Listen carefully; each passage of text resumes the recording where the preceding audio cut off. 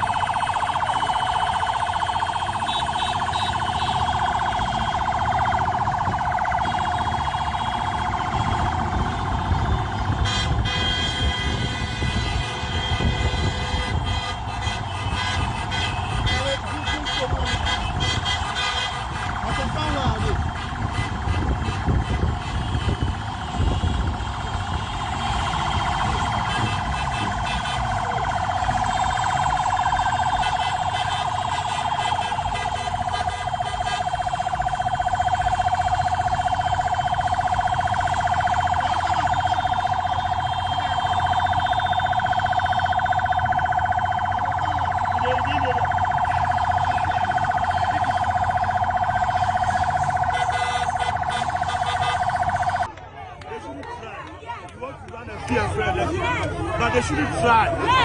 We are ever ready. Make sure you provide security. We are coming here for peace. But anybody who dares, will dare them. If you did care, we do care. Thank you.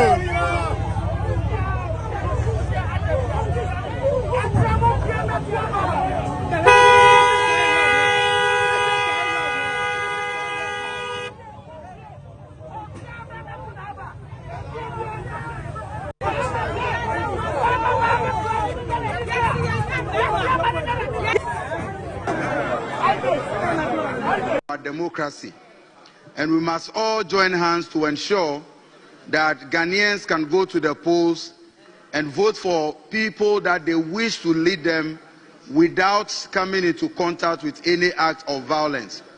However, Mr. Speaker, I find it very that Ablekuma North is coming from. I am surprised that the former defense minister, under whose watch we saw the military used for such pettiness, could today be demanding for investigation. What did he do when he was Minister for Defense?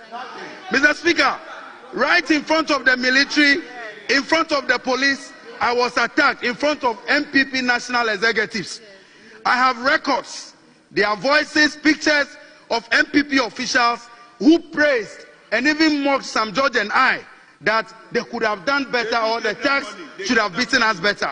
Mr. Speaker, I condemn violence, but my point is that he who calls for equity, if you cannot come with clean hands, at least hold a hand sanitizer. What happened to the recommendations of the Ayawa Sowers who gone by elections?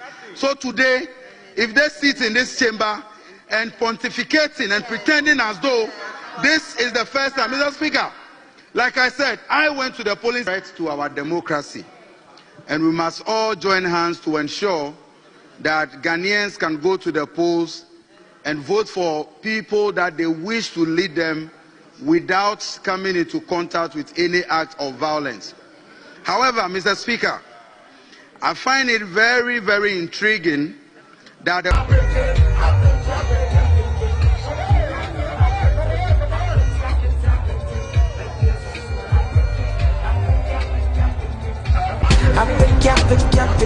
shaking my meal, I get it. Baby, I just want to pick it. I pick it.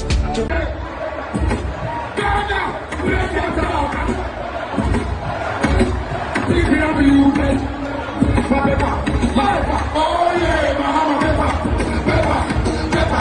yeah, everybody thinks it.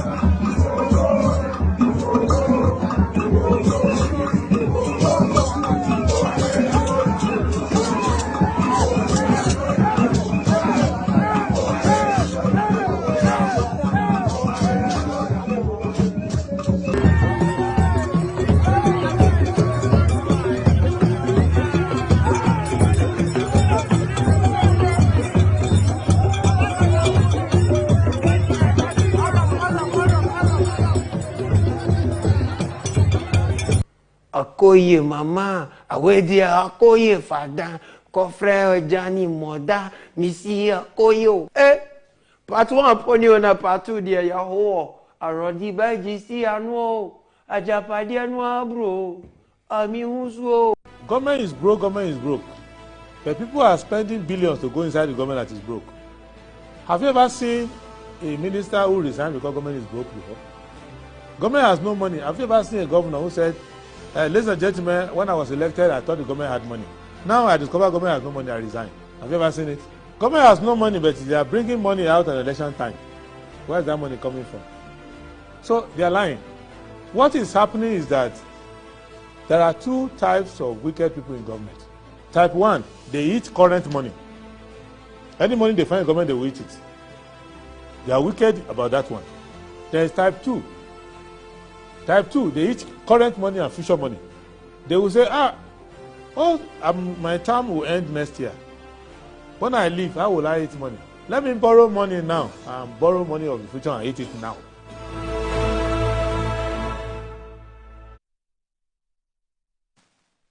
Assalamu alaikum wa rahmatullahi ta'ala wa barakatuh. Good morning. Good morning.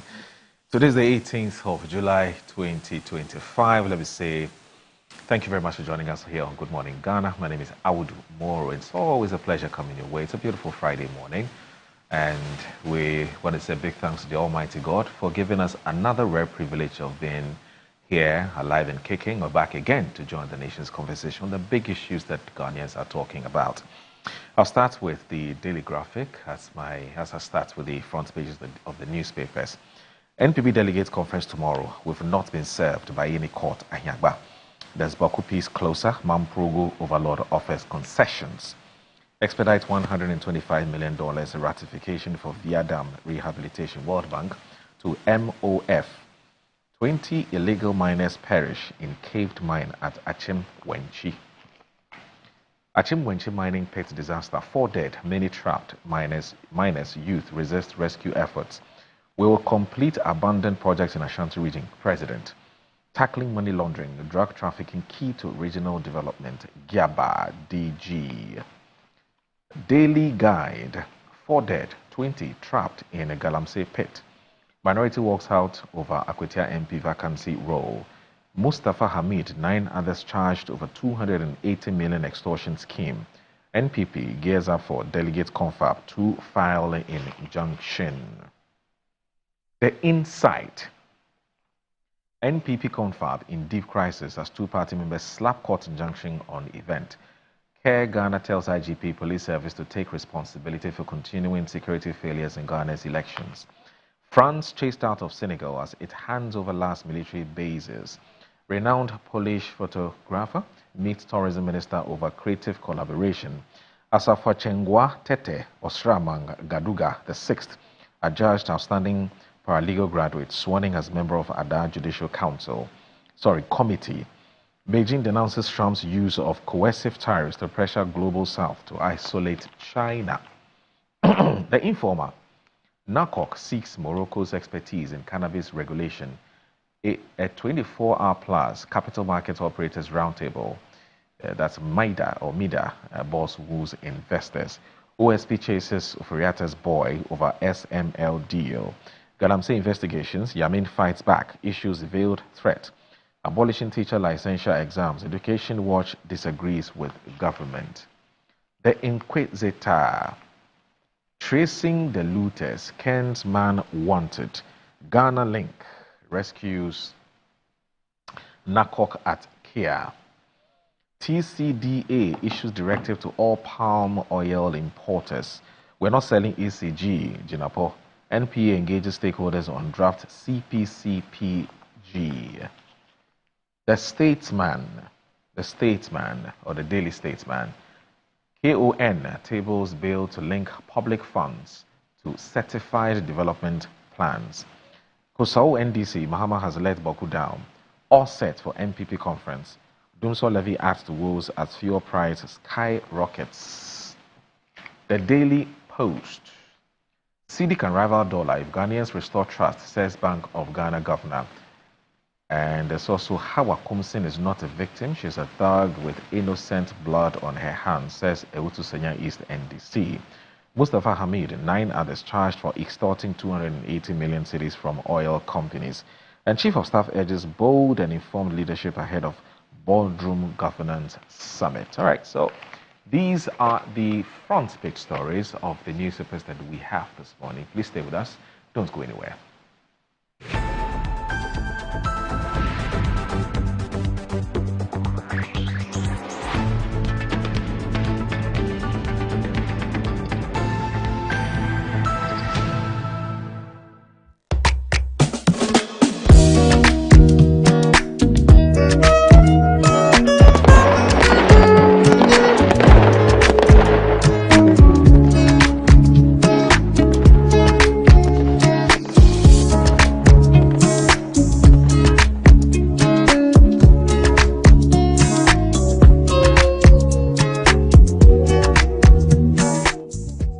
I'm here at Mycom JA Limited to show you the Promethean Active Panel, the ultimate tool for corporate institutions, hospitals, schools, and your home. With its crystal clear 4K display and an unbreakable screen with an ultra responsive touch technology. This isn't just a screen, it's a game changer. For corporate institutions and in schools, this active panel can be used for Zoom meetings and PowerPoint presentation. And your homes are not left behind. You can use it to watch all your favorite programs by just connecting to a Fire Stick, and you can get access to channels like Netflix and Amazon, and voila, you are in there. At Mycom JA Limited, we provide you with the best quality products from the United States of America with 1-year warranty. You can get an... Sometimes the unexpected happens and the hero falls down in his own story. But he needs not stay down for long. Cosmopolitan Health Insurance is your trusted health partner. Whether an individual building a business, with Cosmopolitan Health Insurance, your medical care is our concern.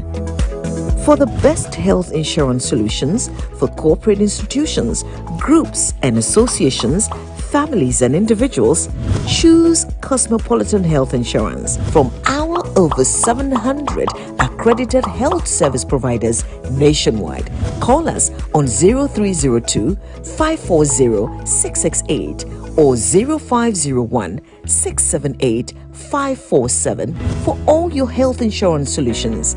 Cosmopolitan Health Insurance, your medical care is our concern.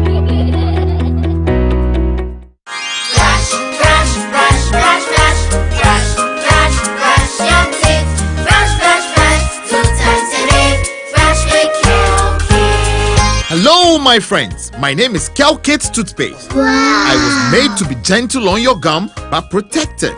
I will protect your teeth from cavity, make your teeth whiter, stronger, keep your mouth fresh all day. And best of all, I'm strawberry flavored. So put on a smile and try me. That's amazing. Just try me. That's my job. If you say so, jump on my brush. Makes your teeth stronger, chicky whiter, chicky stronger. Yay! You did it! I'm glad you like your new toothpaste. Don't forget to brush both day and night. Calcates. Happy smile.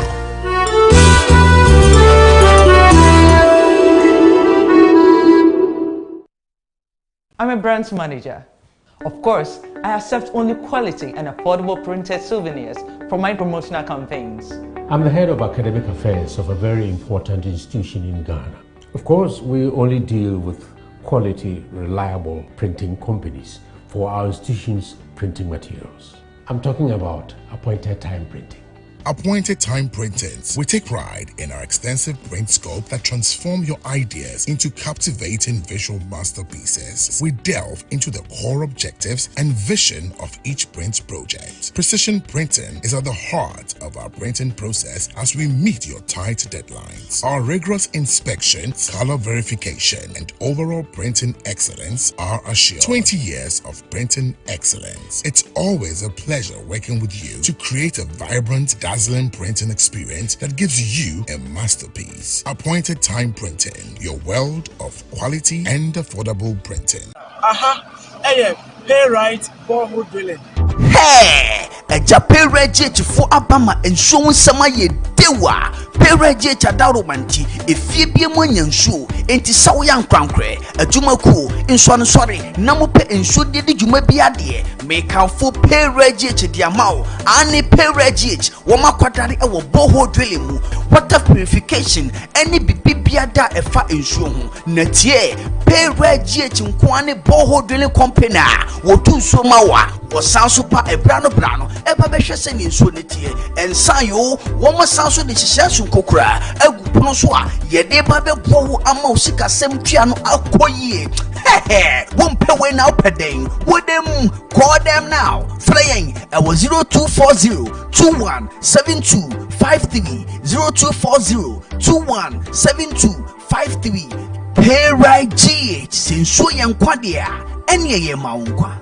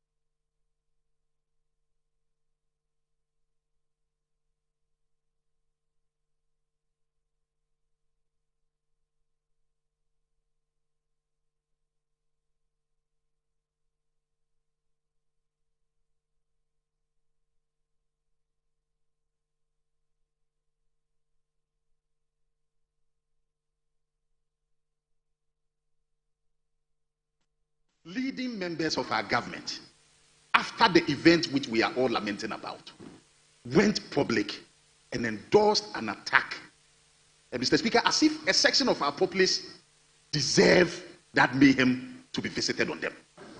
Mr. Speaker, in this house, all that I've heard is a recount of, so to speak, an attribution of a crime to Howard Kumsen, the honorable former member of Parliament.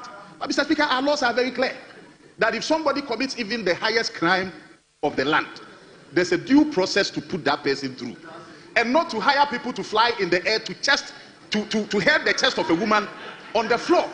Mr. Speaker, I think that is very inhuman, to say the least. Mr. Speaker, as we know the law to be, crime does not die. So if the honorable member has committed anything that we deem to be a crime, the proper recourse is in putting her before the law, even as we speak. And we have a government in place. Leading members of our government, after the event which we are all lamenting about, went public and endorsed an attack, Mr. Speaker, as if a section of our populace deserve that mayhem to be visited on them.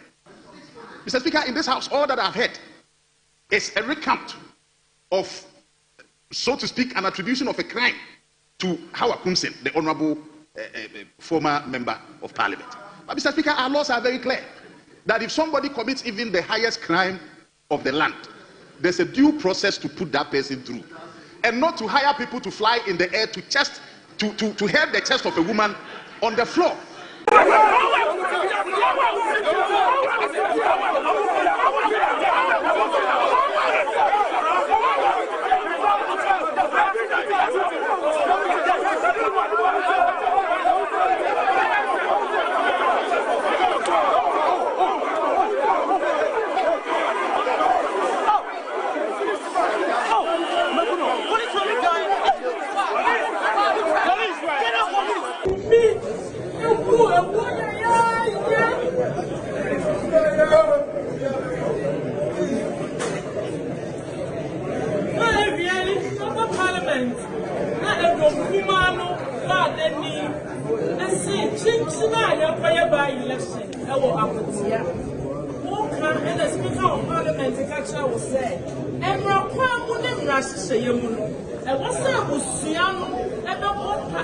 Parliament amania officially no be invite yes Brantia na ye e san se wo free wo bi this year we January ene man na so ye nia a wo da edom kamini no ano Parliament sit da on pene chinchina yenkwa ye by election e wa apatia ni ami media for ewie ye be se busa se ye nim se MPs MMDCs ye brother yi mo ye busuna. Is this Kung Fu China? Yes, this is Shaolin Academy. We are from NPP. NDC just gave us flying kicks like Jet Li and Jackie Chan combined. Even our MP's wig flew away like a butterfly. Calm down. We need Kung Fu fast. You said you need Kung Fu? We want to jump like a monkey and strong like the elephant. Yes. The elephant is our party symbol. We will help you, and I will be sending my disciple to train your boys. Make sure they are well prepared and should only eat noodles on the training day.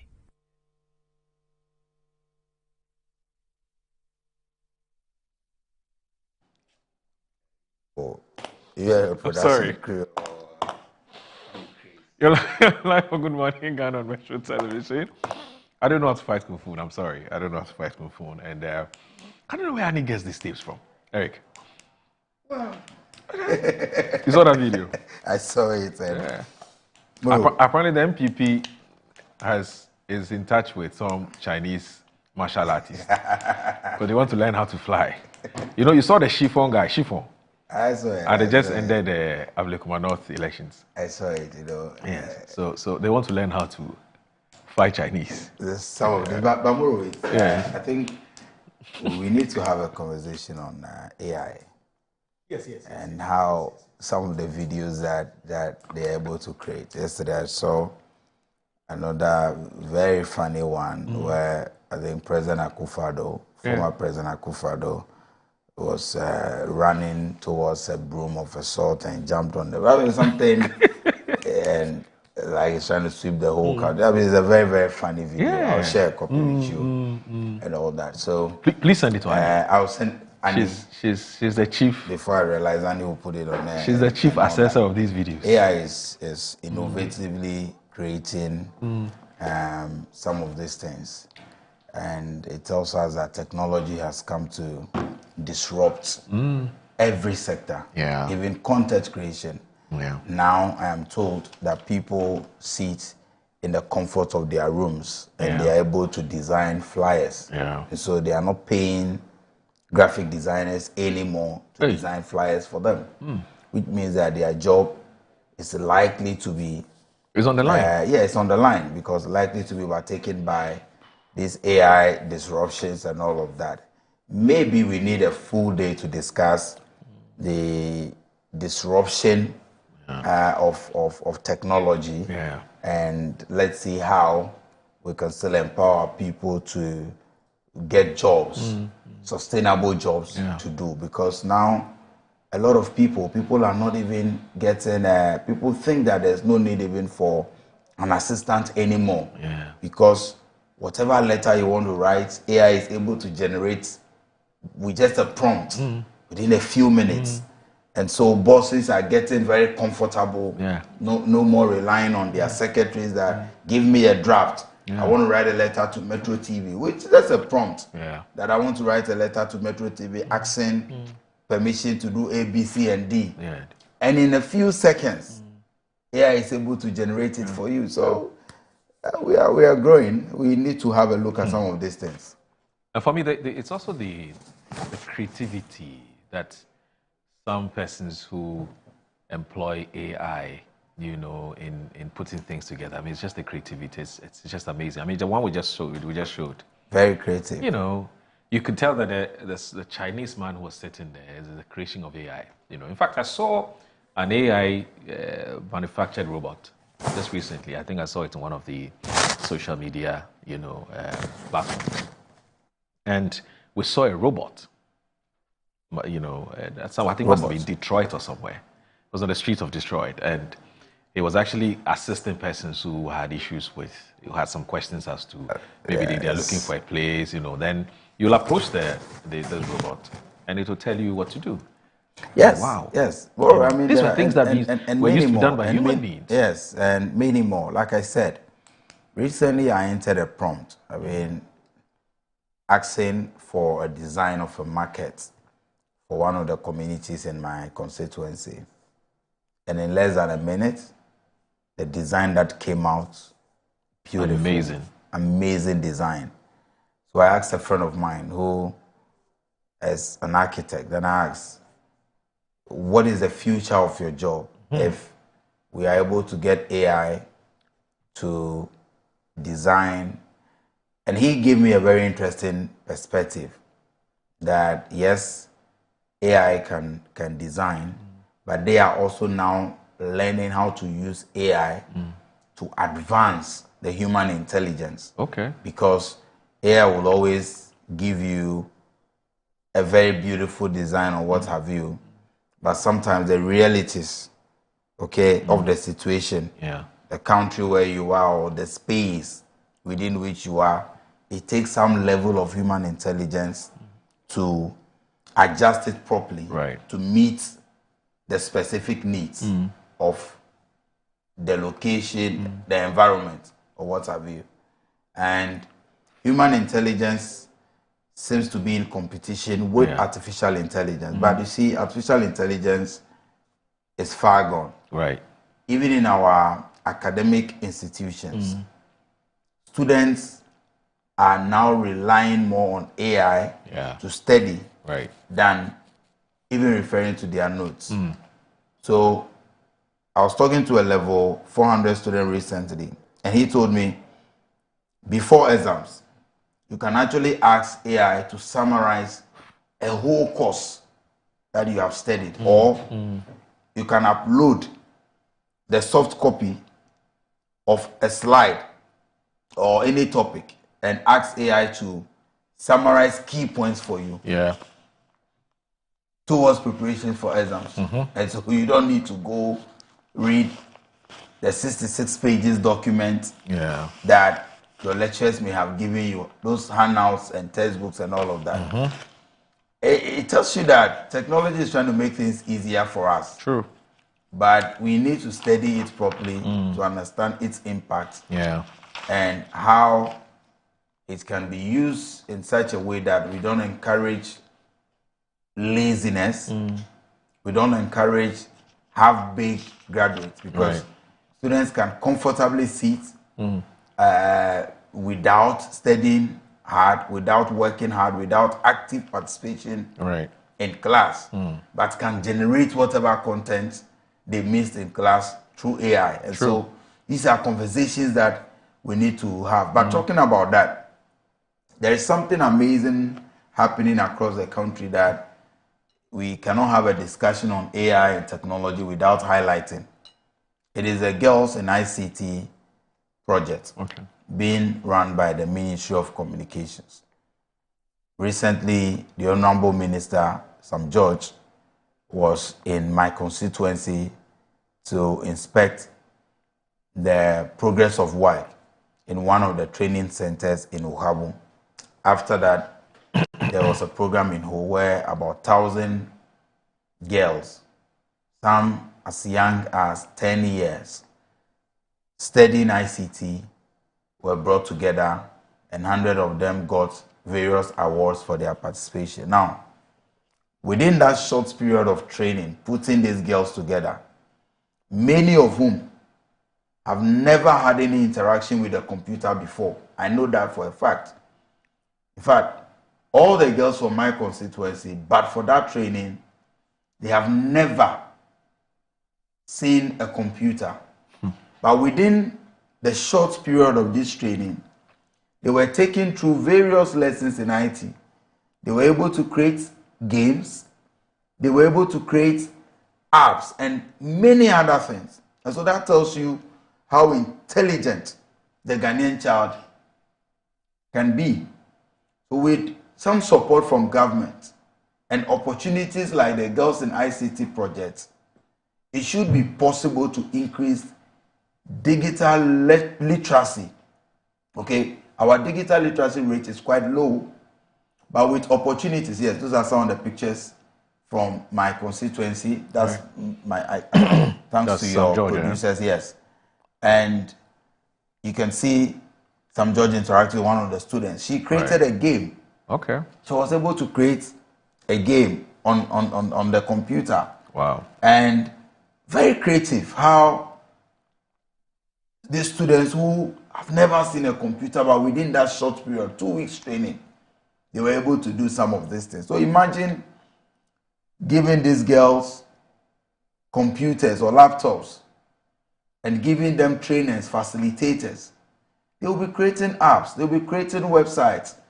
And the next Elon Musk may just come from Buhabu or Juje or any part of this country. We need to open up our economy and invest in programs like this. The minister told me that due to limited resources, they were doing this program for selected regions and selected districts because of the limited resources that they have. But I think that these are programs that we need to invest so much money, so much resources into, because this will help change the narrative. It will help even with job creation, because Moro, we're talking about creating sustainable jobs. And I'm telling you that today, there are companies that are no more using qualified accountants. All they need is a worker or even a student with the knowledge, basic knowledge in operating a computer, because there are so many softwares, accounting softwares, that just by entering your figures, your financial statement is prepared for you. Okay. And so in the past, we would have been rushing, going out there looking for qualified accountants, chartered accountants to do basic accounting for us in our institutions. But today, because of the accounting softwares, you can sit behind your computer and with just a click, and in a few minutes, depending on whatever prompt you issue, you have some of these software apps preparing very good financial statements, even more accurate than what human intelligence could do. So we need to have a conversation on how to invest properly in programs like the 1 Million Coders program, in programs like the Girls in ICT project that the Ministry of Communication is embarking on. I am really amazed at some of these projects, and I think that the future is bright. Recently, I read that some of our students made us proud in Geneva, and the Honorable Minister visited. I think they got 3rd position in a global artificial intelligence competition. Right. I cannot recollect accurately the name of the school or the students, but I saw it on the Honorable Sam George's social media page that our students from Ghana got 3rd position in a global artificial intelligence and robotic competition. So actually, I mean, that should tell you that if we are able to give young people opportunities, if you are able to get computers for students across basic schools, Moro, our country will make much more progress than will make steady progress. When you come to my constituency, Moro, I have about 88 basic schools. And I discovered last year that in all these schools, less than 5 schools in Ketu North had computers. Yes, so I can see on your screen, Ghana wins 3rd place at AI for Good Robotic Competition 2025 in Geneva. In Geneva, yes, Switzerland. And Ghanaians, young students, look at them. Some are as young as 9 years, 10 years, 11 years, and they are already making our country proud, Moro, in a robotic competition. And this is a country that we are not doing too well with our digital literacy. So you can imagine if we decide to give every child a computer, if we equip every school with a proper functioning ICT lab, if we are able to support young people who have keen interest in this AI and robotic related stuff to really build their capacity, they will continue to make Ghana proud. The sky will just be the limit. Global champions. And no country can come close to us. So like I was telling you, in my constituency, I realized that quite a number of students. In fact, in all the 88 basic schools that I have, less than 5 had access to computers. So I embarked on a project to buy at least 2 computers for each school, just 2, because I wanted us to move away from learning computers on the blackboard. So teachers used to draw a computer on the board and teaching them that this is a monitor, this is a mouse, this is that, this is the whatever, the systems unit and what have you. So I decided to buy 2 computers for each school. We are on it. Because I don't have enough resources, we were able to do for about 25 of the schools, and we will continue. And with projects like this, recently I collaborated with the Rotary Club of Adenta to build an ICT lab for one of the schools in my constituencies, Kuli Jogbepime Basic School. We did a similar one in Tajebu MA. We want to continue doing projects like that, so we expose our students to computer literacy. So, Moro, it's a very interesting conversation for us to have. And let me plead with organizations. And when I say this, people may disagree with me, but I think that it's about time companies, businesses, individuals who invest so much in all these beauty pageants and other programs, entertainment programs and others, to collaborate with people like us and buy computers for our students. If you're going to celebrate your birthday and you can have a very big birthday party and or make a donation worth 10,000, 50,000, if you buy 10 computers, 20 computers, I can actually name the entire ICT lab in that community after you. Then you remember that on your 20th, on your 30th, on your 30th birthday, 40th birthday, you bought computers for a school in Edemagbane's constituency. You know, let's see people invest in these real life-changing activities. And it's a passionate appeal to all of you, including all your subsidiary companies, that if you want to make a donation, tailor it towards buying computers or building computer labs for schools in across the country. But most preferably, come to my constituency before you go to Bosomifre. Come to Ketu North first, so that we can invest in the future of these children. There's a reason why he mentioned Bosomifre. It's because the member of parliament for that constituency is with us here, and I'm talking about Anasa for JIA, and he's also the deputy ranking member on Foreign Affairs and Regional Integration, and so he's here with us. Good morning.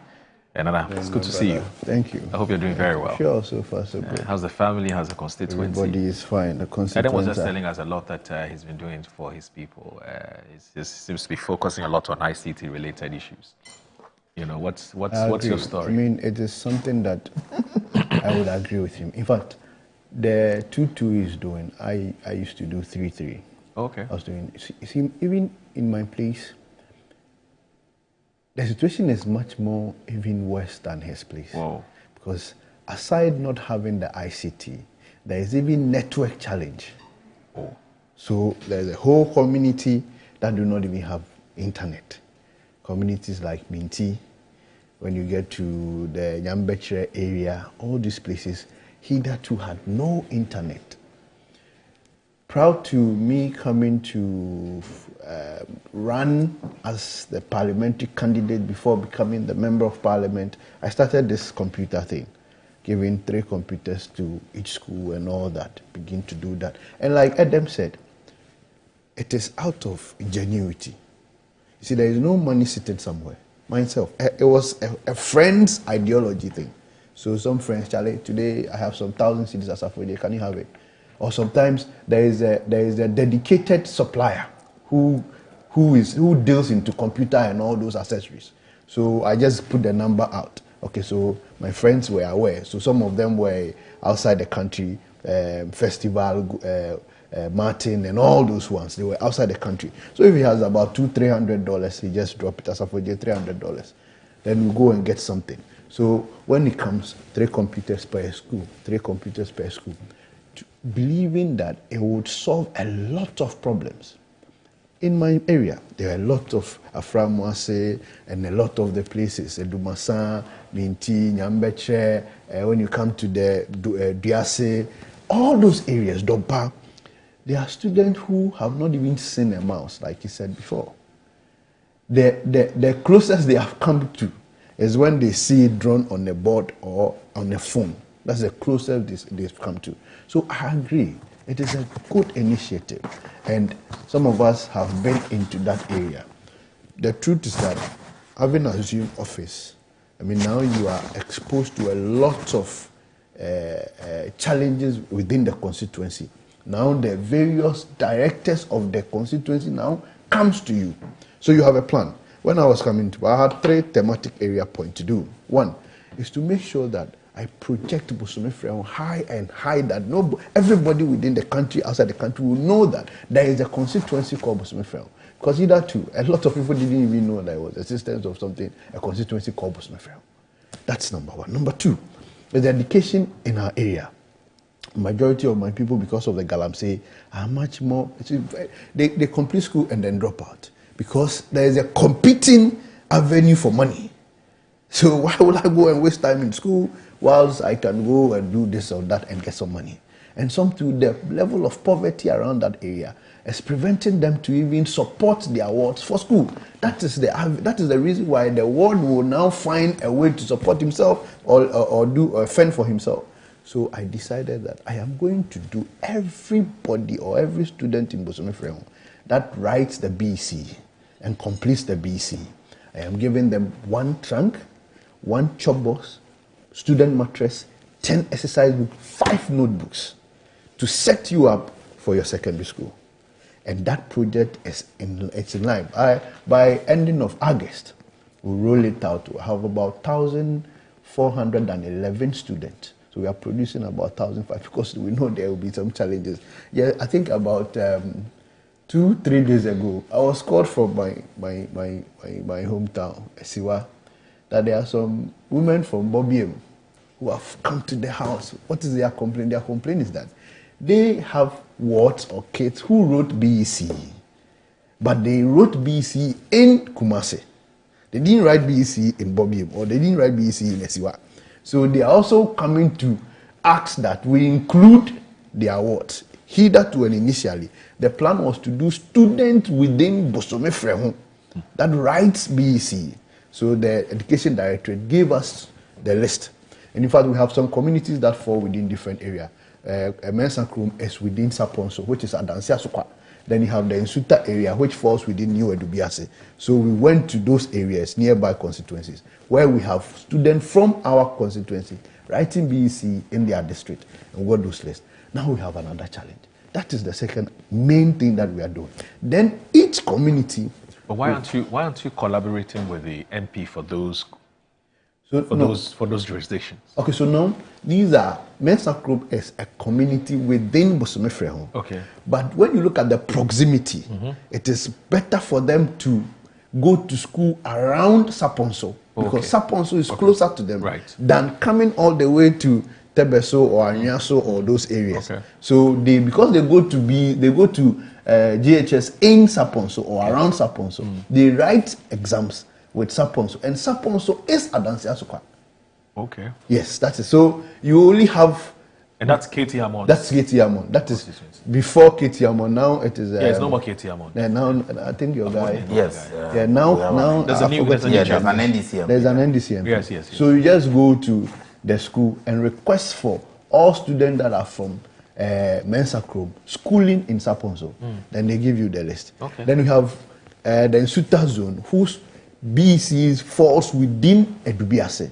So you just speak to them. We have students, we have lecturers, we have the district assembly education. They will just collate all those names for you. Then you have it. So we had all those lists. My only challenge now, which is, coming up, are parents that are from Bosome Freo, whose wards didn't write BC in Bosome Freo, but wrote in Kumasi or some Accra and all that. That's the challenge. They feel entitled. They feel entitled because they voted for me, and that is how it is. So we are trying to see how we navigate around that. Then the third thing is each community has a peculiar need and challenge.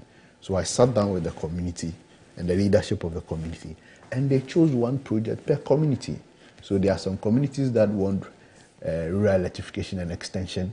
There are some communities that want chip compounds. There are some communities that want, KVIPs. There are communities that want some school or primary school or something. So we are doing it. Example with Tumiebu. Tumiebu, their major challenge is primary school. Right. I even remember one journalist took a picture of the primary school then and posted, which was an eyesore. So now we are working towards it. I collaborated or got Rotary around my area is also doing some very good job and helping me partner to do some of these very critical initiative or intervention to help the people. So I agree, some of these things are challenges.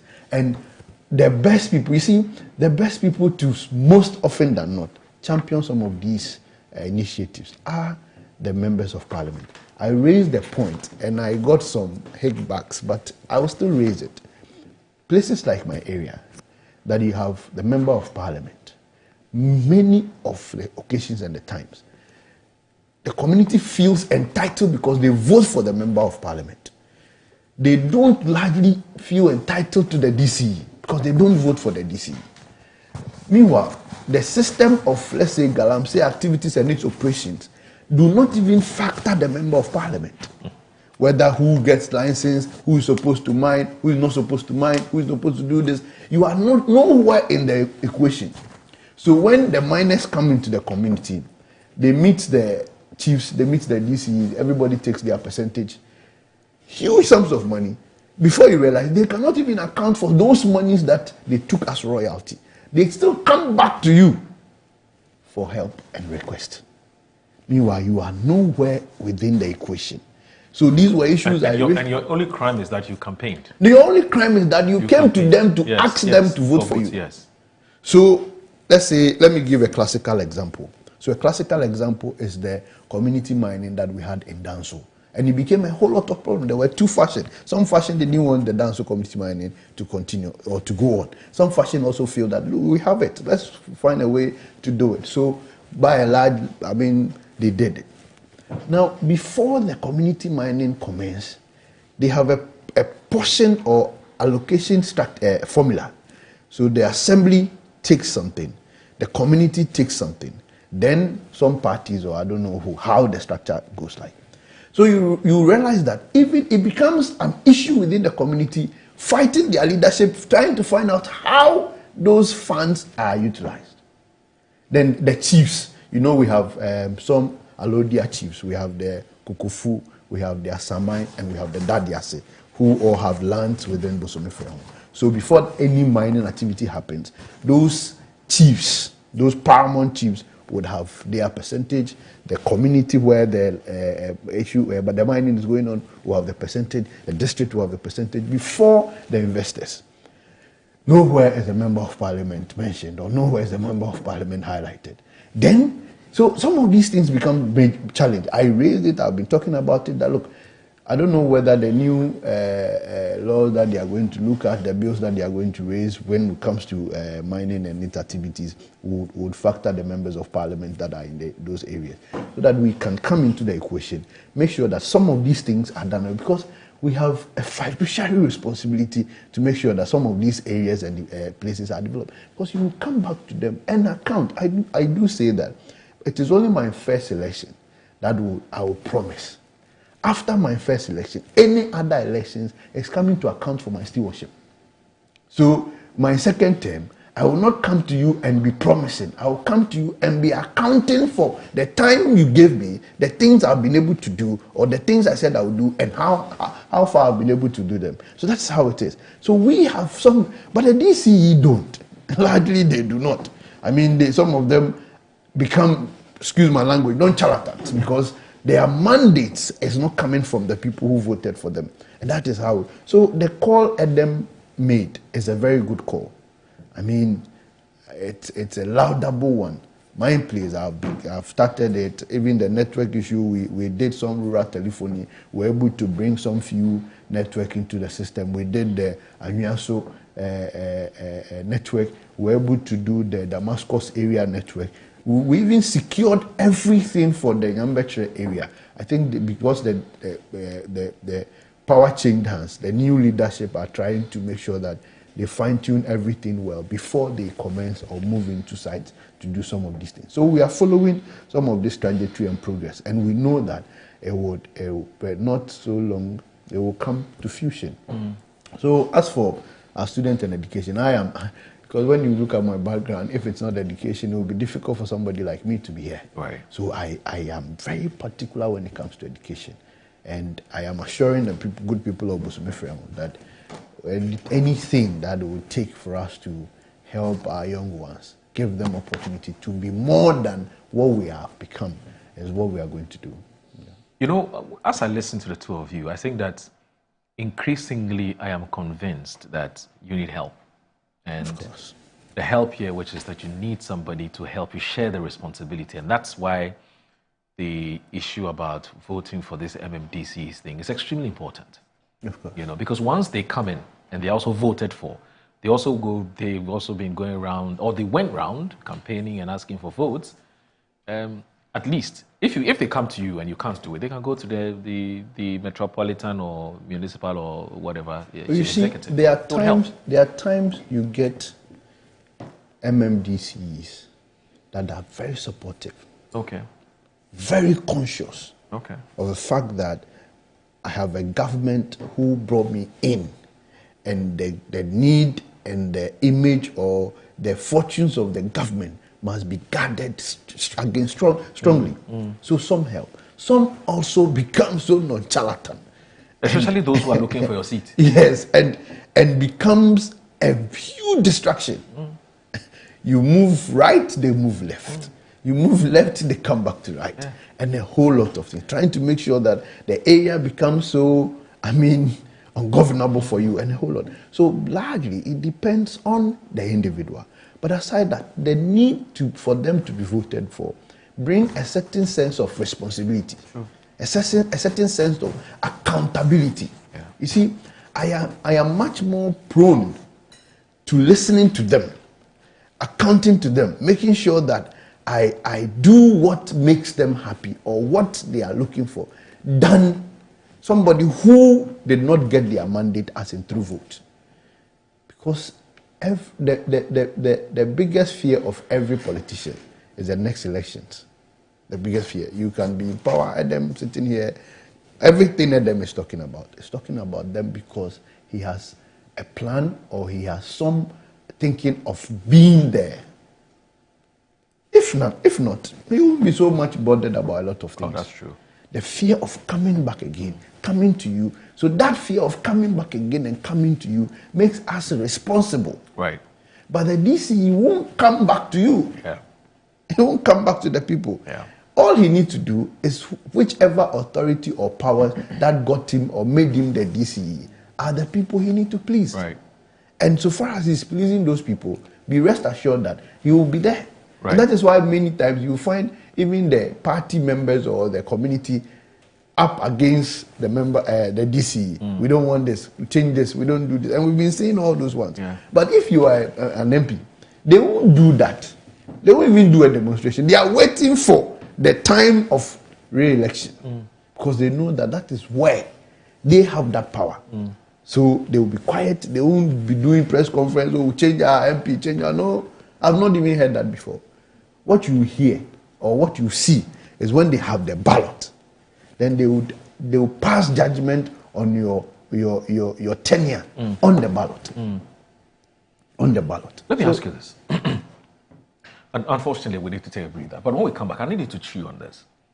You are in Ashanti region, Bosomefremo. Yeah, sure. Obviously, we do know that Ashanti region is the World Bank of the MPP.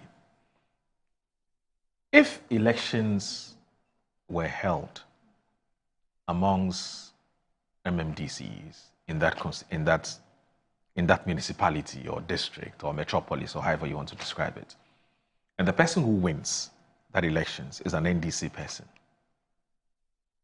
can you comfortably work with this person? Please think about it. I'll be right back.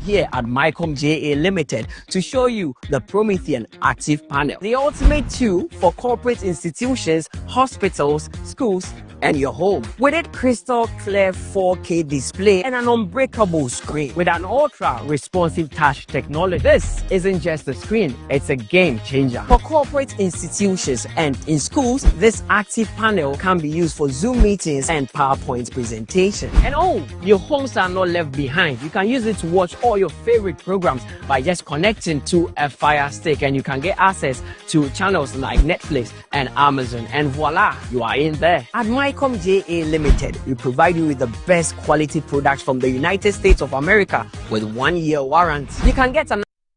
Yes, next. Hey, Nadia Benson, Asamo. Me didn't tum. Mr. Friendly Calico, just call me cockroach. Now, Mr. Friendly once now. Hey, that's a new. Improve car. Yeah. Captain, mosquito, double the accent.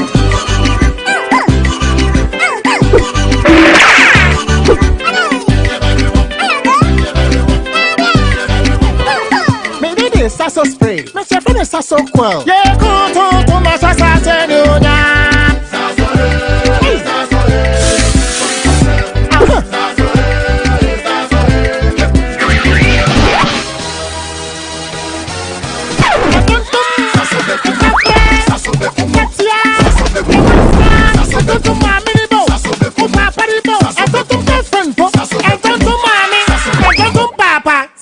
Come tum preko.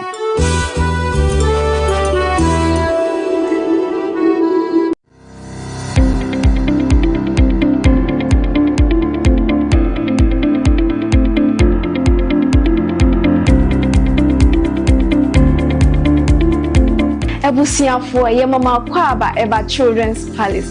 Nkwala nyema nyina fie enyi.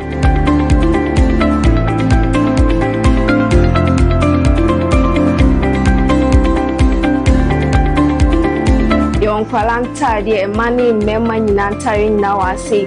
Yonkwala shoes, yonkwala duane, yonkwala wipes, yonkwala diapers, yonkwala toys, baby coat. In fact, bibia opama omanyina obenye biwa ase.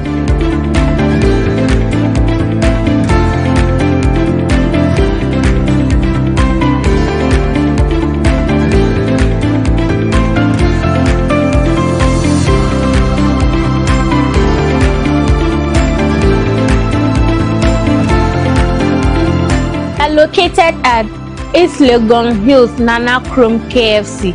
Contact us on 059-6377-172. Children's Palace. Happy children, happy fashion. See you soon. Bye-bye.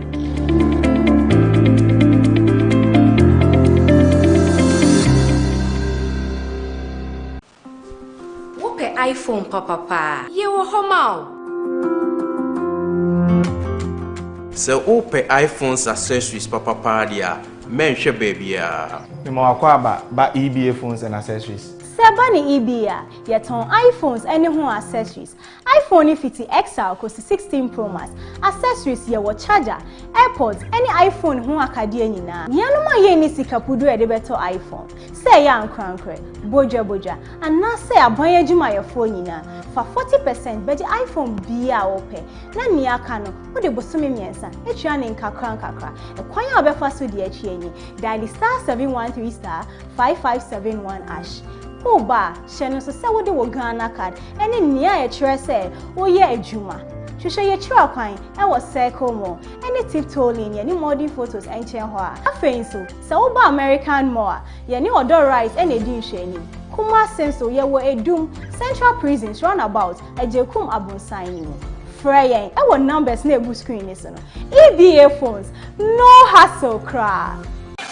Are you a headmaster, headmistress, parent, teacher, or an educator looking for high-quality textbooks for preschool, primary, and junior high school students, look no further than Advocate Publishing Company. Advocate Publishing Company is a leading publisher of educational materials in Ghana that publishes very engaging, interactive, and comprehensive textbooks that meet the needs of students, teachers, and parents. Our textbooks are thoroughly published to make learning fun and easy. They are also designed to stimulate critical thinking, problem solving, and creativity in students. Make Advocate Publishing your preferred choice for all your educational needs. Explore our range of textbooks and educational resources. Visit us at the old GNTC yard near Kingsway, Accra. You can contact us on 0503 786 776 or 02408 06354, also 0531 600360, and connect with us on Instagram, X, and Facebook at Advo Publishing. Don't settle for less. Choose the best. Advocate Publishing Company, empowering young minds one textbook at a time. Thinking publishing, think Advocate Publishing. Buy affordable service plots and lands from estate masters. Currently selling our next cottage, located at the newly proposed airport city, with a starting price of 25,000 Ghana cedis.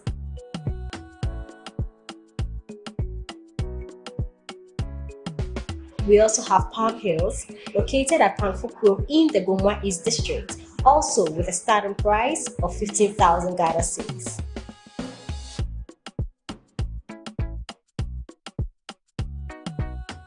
Available also is Coastal Park in Lakpleku, which is a 15-minute drive from the Ngo Senior High School, having a starting price of 55,000 Ghana cedis. You will receive a free site plan with indenture once you successfully purchase a land from us. For any enquiries, contact the numbers provided. Estate Masters, your most preferred estate partner.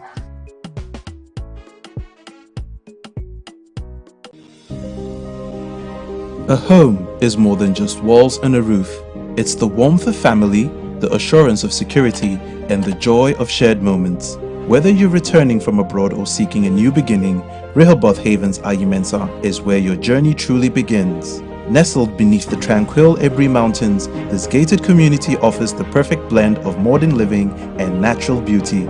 Our 2, 3, and 4 bedroom homes are designed for family living with spacious interiors, elegant finishes, and all the comforts that make life better.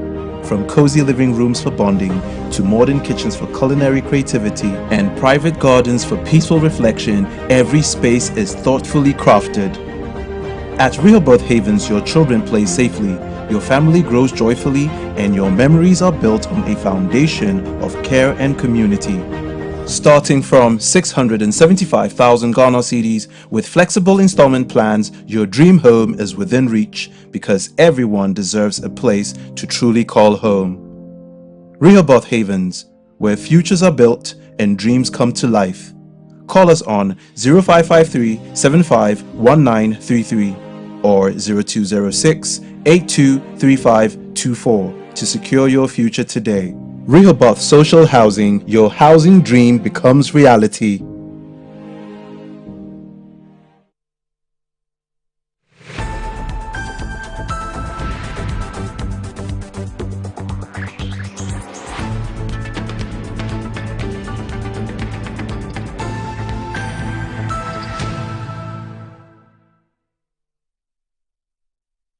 You're live on Good Morning Ghana on Metro Television. Here with us is Eric Edem Agbana, who is the MP for Ketu North, the good people of Ketu North, and also a member of the Education Committee of Parliament. Also, Nana Asafwe J. Aye, he's also the Honourable Member of Parliament for the good people of the Busome Frenho. And he's also Deputy Ranking Member on Foreign Affairs and Regional Integration. And we started off by looking at some, happenings in their respective constituencies and the challenges that they are faced and they are facing, or they are faced with, and how they are resolving those challenges. But more specifically, it was about technology and ICT related matters and this era of AI and so on and so forth. And You talked about, I was the one who raised the issue about, given all the challenges that you're facing as MPs and the need for you to always, generate resources from either friends or family or wherever it is to be able to solve the numerous challenges that you have in your constituency and the expectations, which are very high. I asked whether it was beginning to make sense to me increasingly that you need help, and that help must come from somewhere. And that's why I brought the issue about maybe we need to fast track this whole idea of voting for our MMDCs. And you said yes, it made a lot of sense, except that in some cases you may have an MMDC who just doesn't care, and if you're lucky to have an MMDC who cares, then they support you, even though they've not been voted for, and so on and so on. And I asked a question about, imagine a situation where we vote for them, the person does not share your party's philosophy and or ideology. Do you foresee any challenge there, in working with such a person, looking at all the challenges that you're facing as an MP? So there are ideal situations and there are realities. The ideal situation is that we would all comfortably say that, I don't have a problem. I mean, MPP, NDC, it is about the development of the area. We don't have a problem. I would say so. He would say so. That is the ideal situation. Right. But truth be told, because of a whole lot of political purposes, there are some issues we may not go the same line. There are some issues, technically, we may not go the same line. Because I believe and feel that when we go towards line A, it may benefit my party. When we go towards line B, it may benefit his party. So I will be pulling to line A, he will be pulling to line B. It might not necessarily be individual differences, but it is the overall action of the political parties.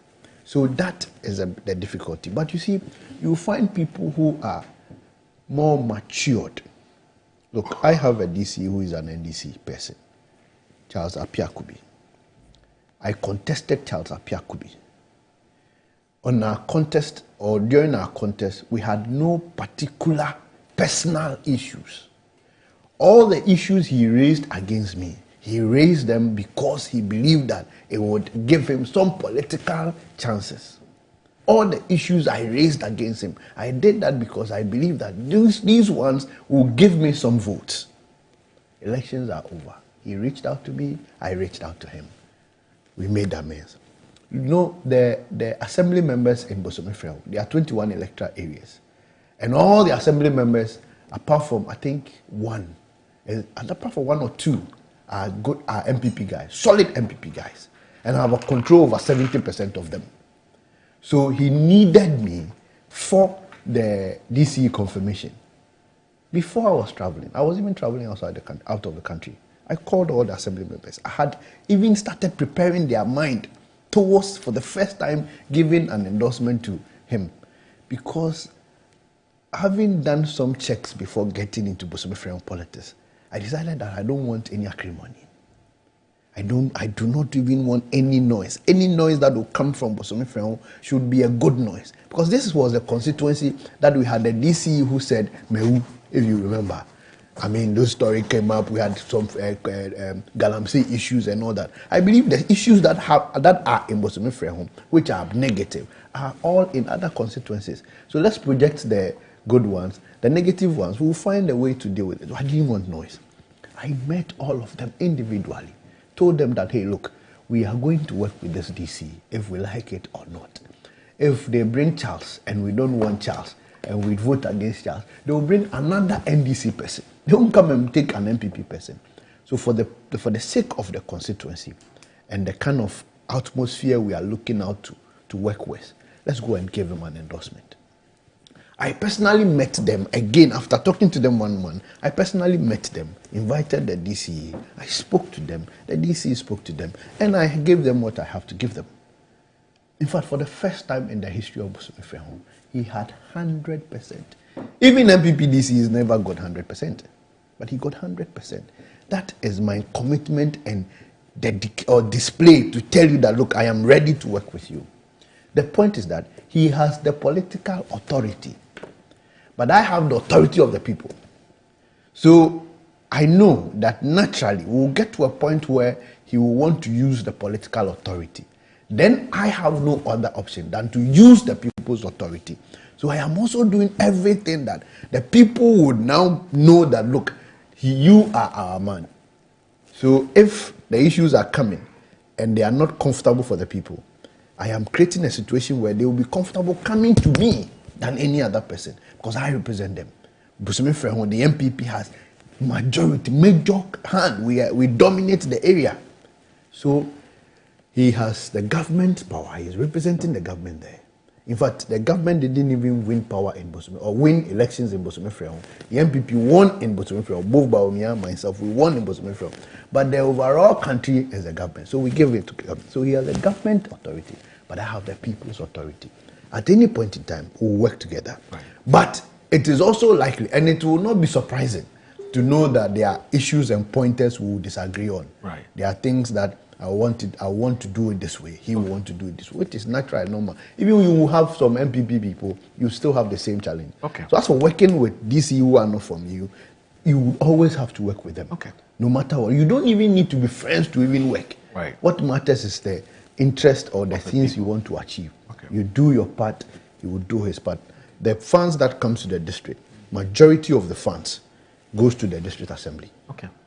Look, when they are giving Bosome Freo 10 million, yes, all the 10 million will go to the assembly.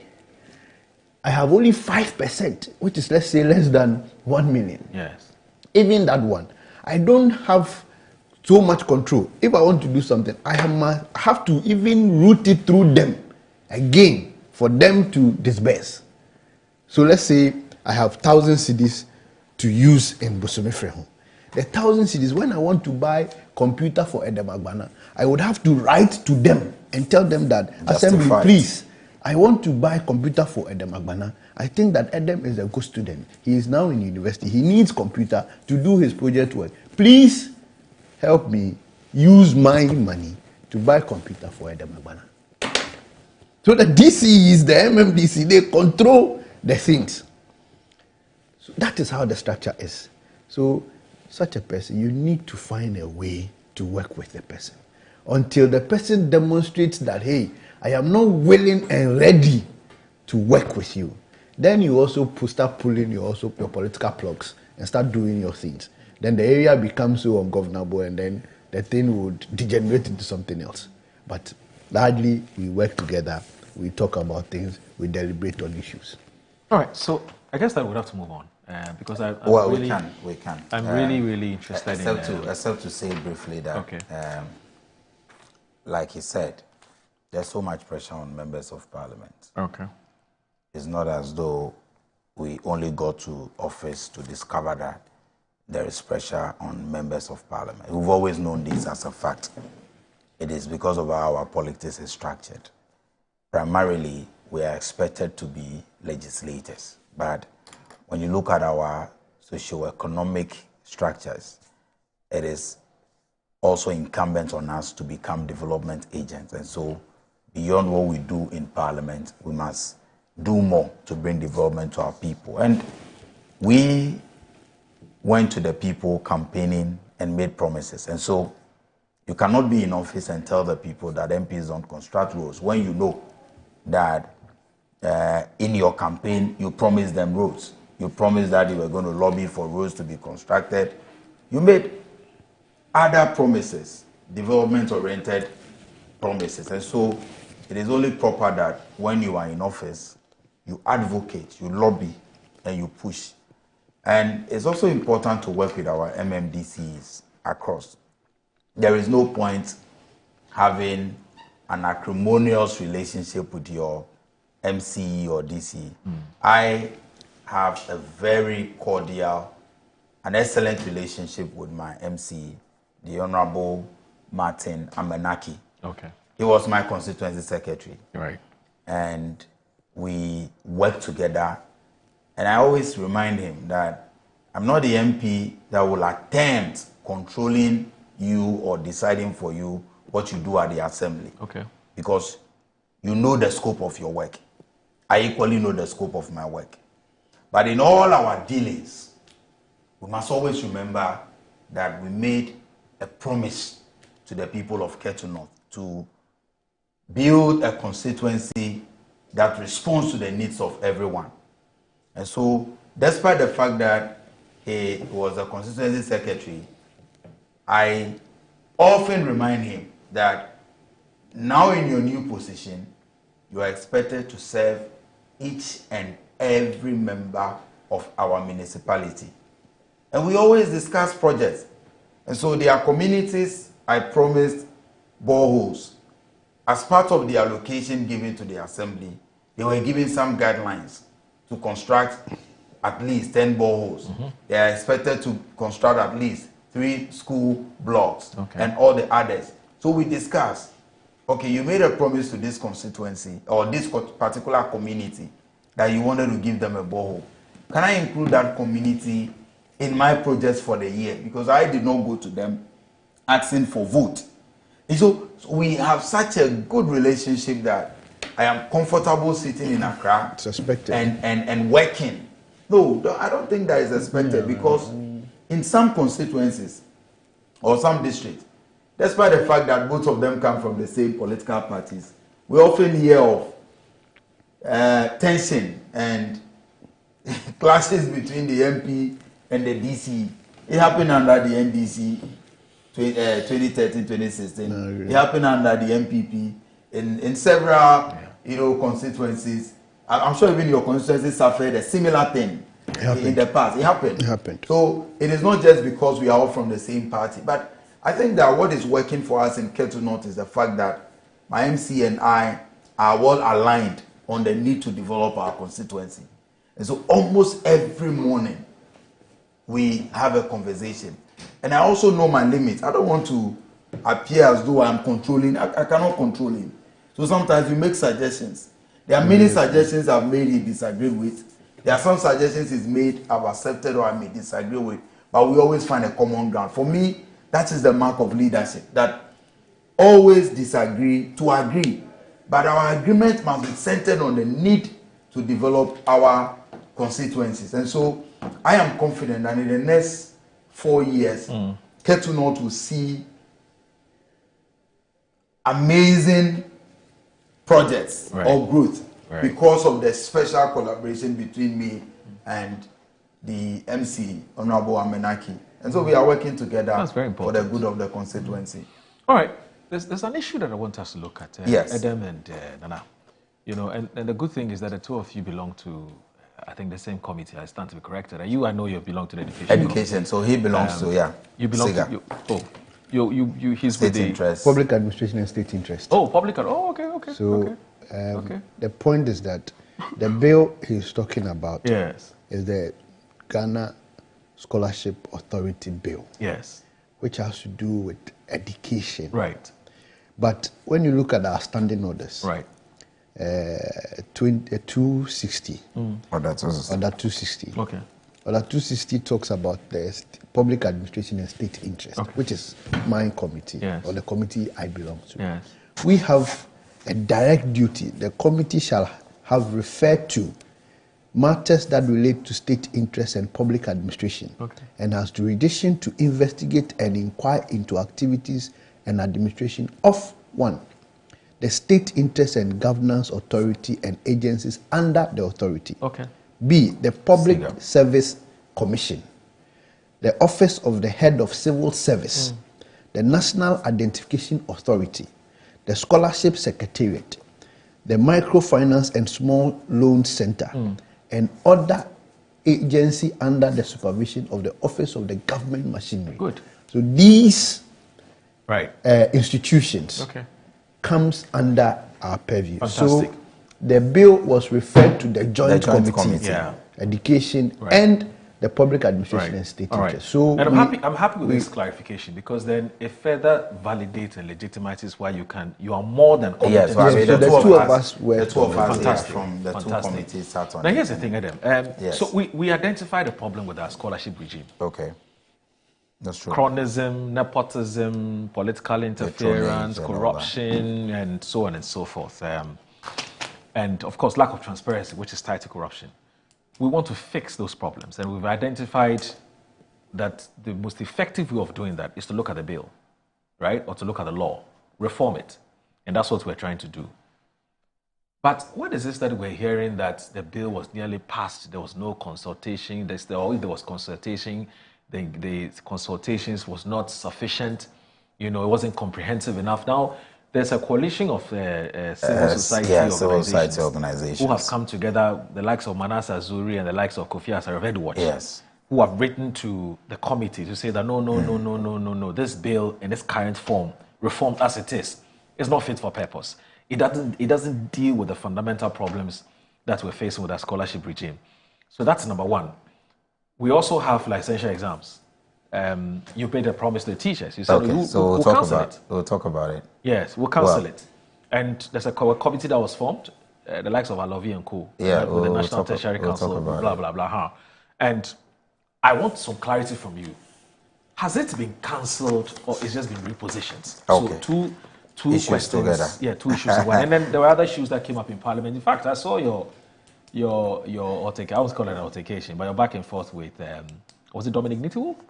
Well, just a comment on a statement read by the minority. Yes. So we'll get there. We'll get there. All right. So, Moro, I think that the Minister for Education, the Honorable Haruna Idrisu, and his team must be commended for the speed at which they are working to ensure that we address the many challenges confronting education and the delivery of quality education in this country. The Ghana Scholarships Authority Bill 2025 is one of the many significant achievements that the ministry must be applauded for, because Moro, since 1960, when the Ghana Scholarships Secretariat was established by the President Nkrumah, since 1960, the office has operated under the presidency without any proper legislation. And over the years, the Scholarship Secretariat has faced some daunting challenges, some even legal challenges. And all of us agree that there is a need to change the scholarship regime in this country. Right.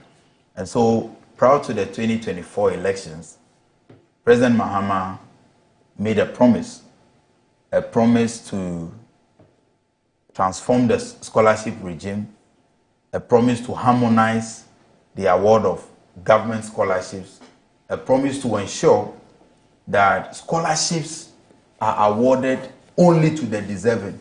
And so we promise to eliminate the nepotism, the corruption, and all the other political patronage related issues that characterized the award of scholarships.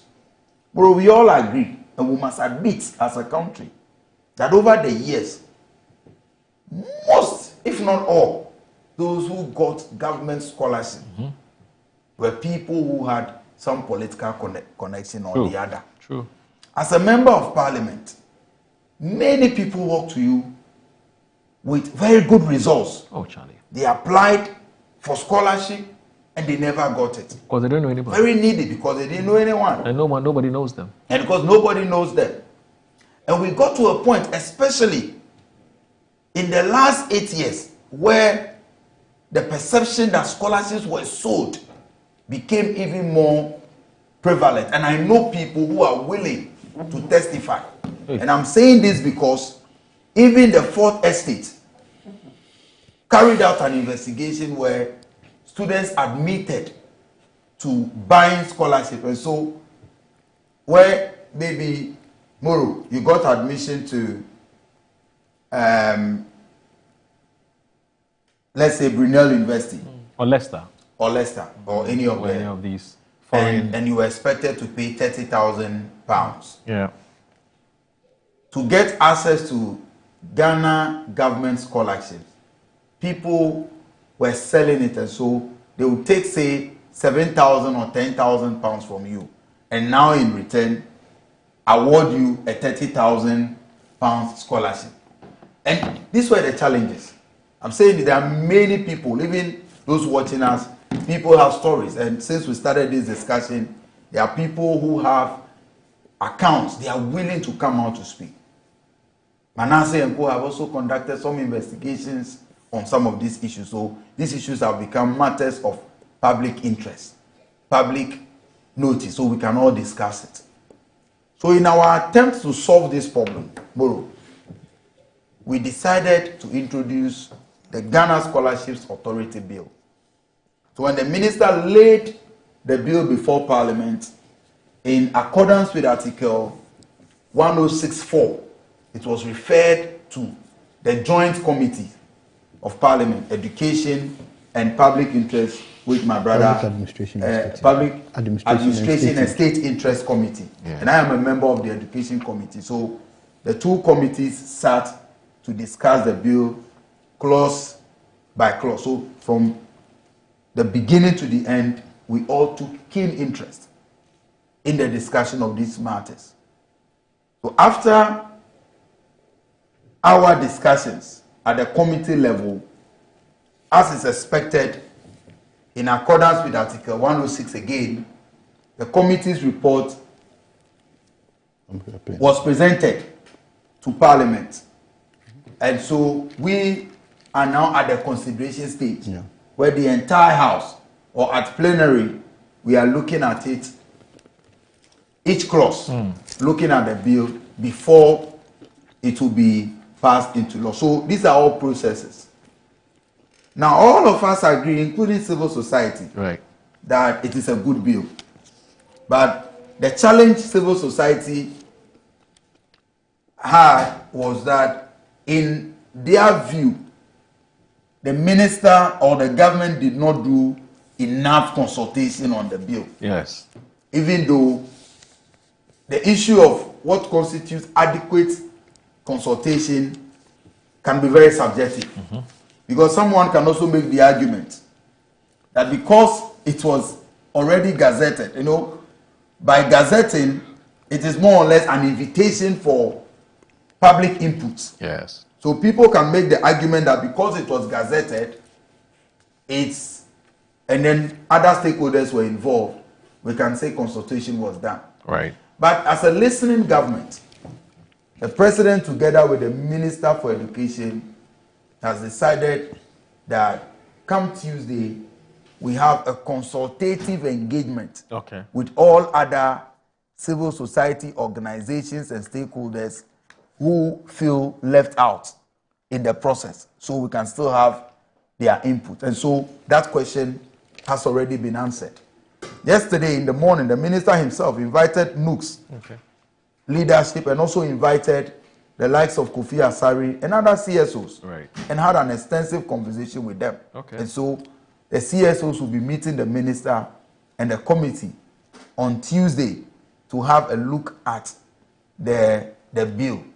But Moro, ultimately, my joy is that we have moved beyond the talk to put some action on paper. Because in 2017, specifically 5th April 2017, Parliament extensively discussed the need for legislation for public scholarships. 2017, they discussed extensively the need. So it's been 8 good years. But beyond that discussion in Parliament on the 5th of April, no action, no bill was brought before the House.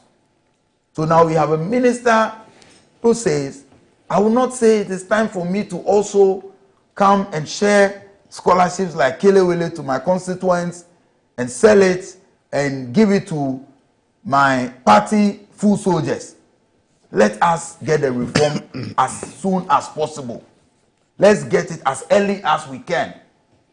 Because as we speak today, there are many Ghanaians studying abroad on Ghana government scholarship whose studentship faces imminent threat.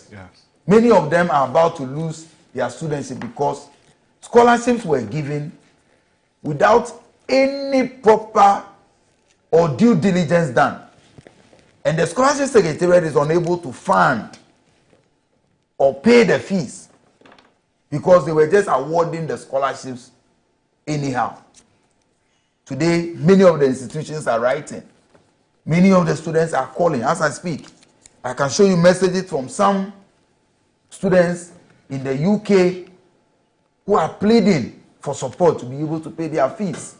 Because even though they are on Government of Ghana scholarships were just given anyhow.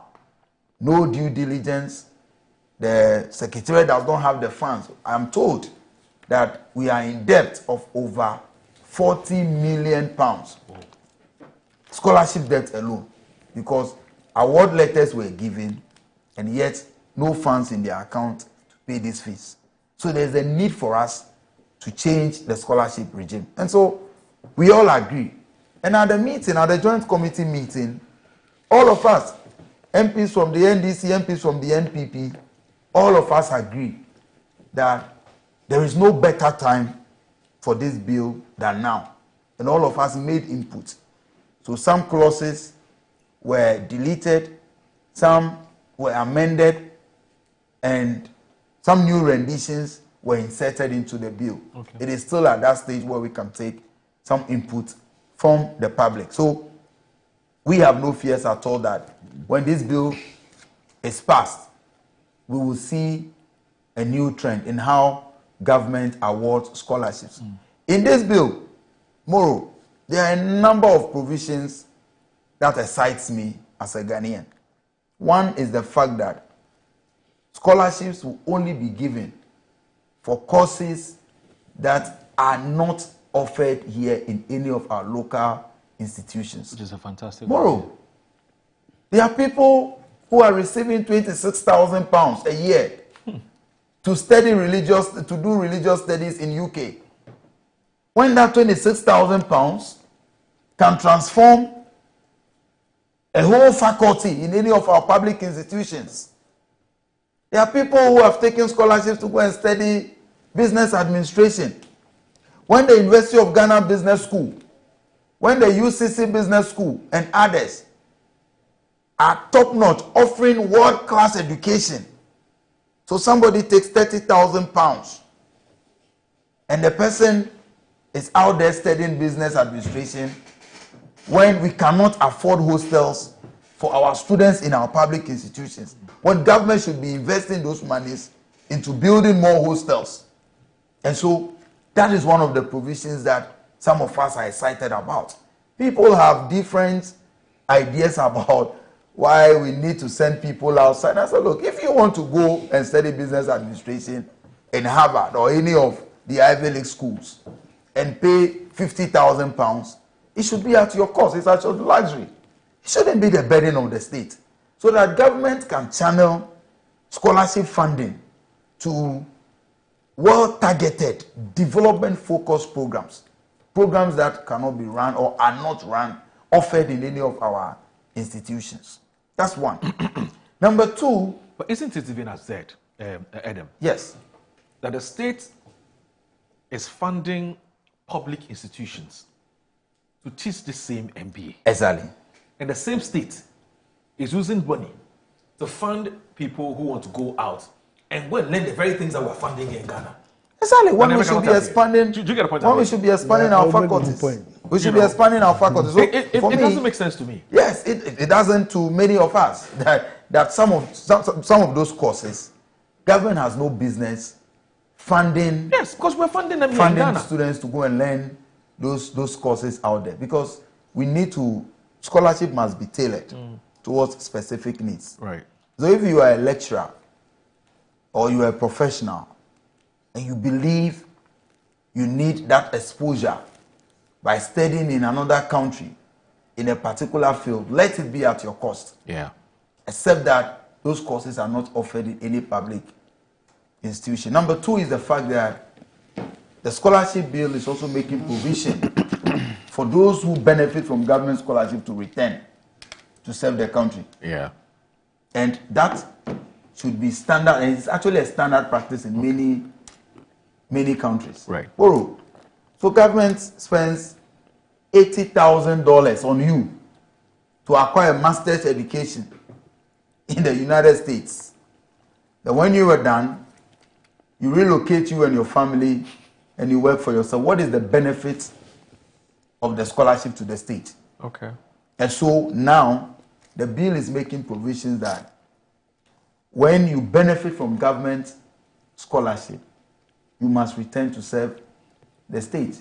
Because the essence of national service, for example, is because the state supported your education from basic level to the university. So what are you giving back to your state? When you are exiting or after your undergraduate studies, you are expected to give back to the state by doing your national service. Right. So if beyond your national service, the state is still funding you in your master's education, in your PhD, government cannot spend £120,000 on you alone, and after acquiring your doctorate, you remain in the UK to be a lecturer when we need such fine brains in our universities as well to beef up the faculty.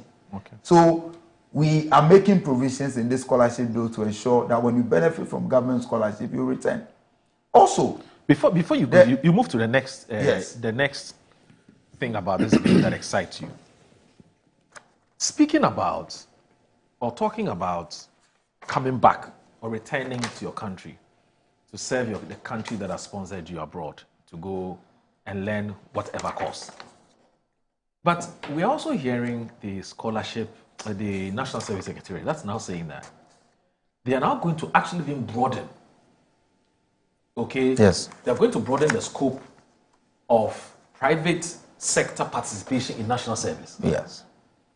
You know, apparently when these private institutions, enjoy the services of these national service persons, they pay the state something, they pay something back to the state.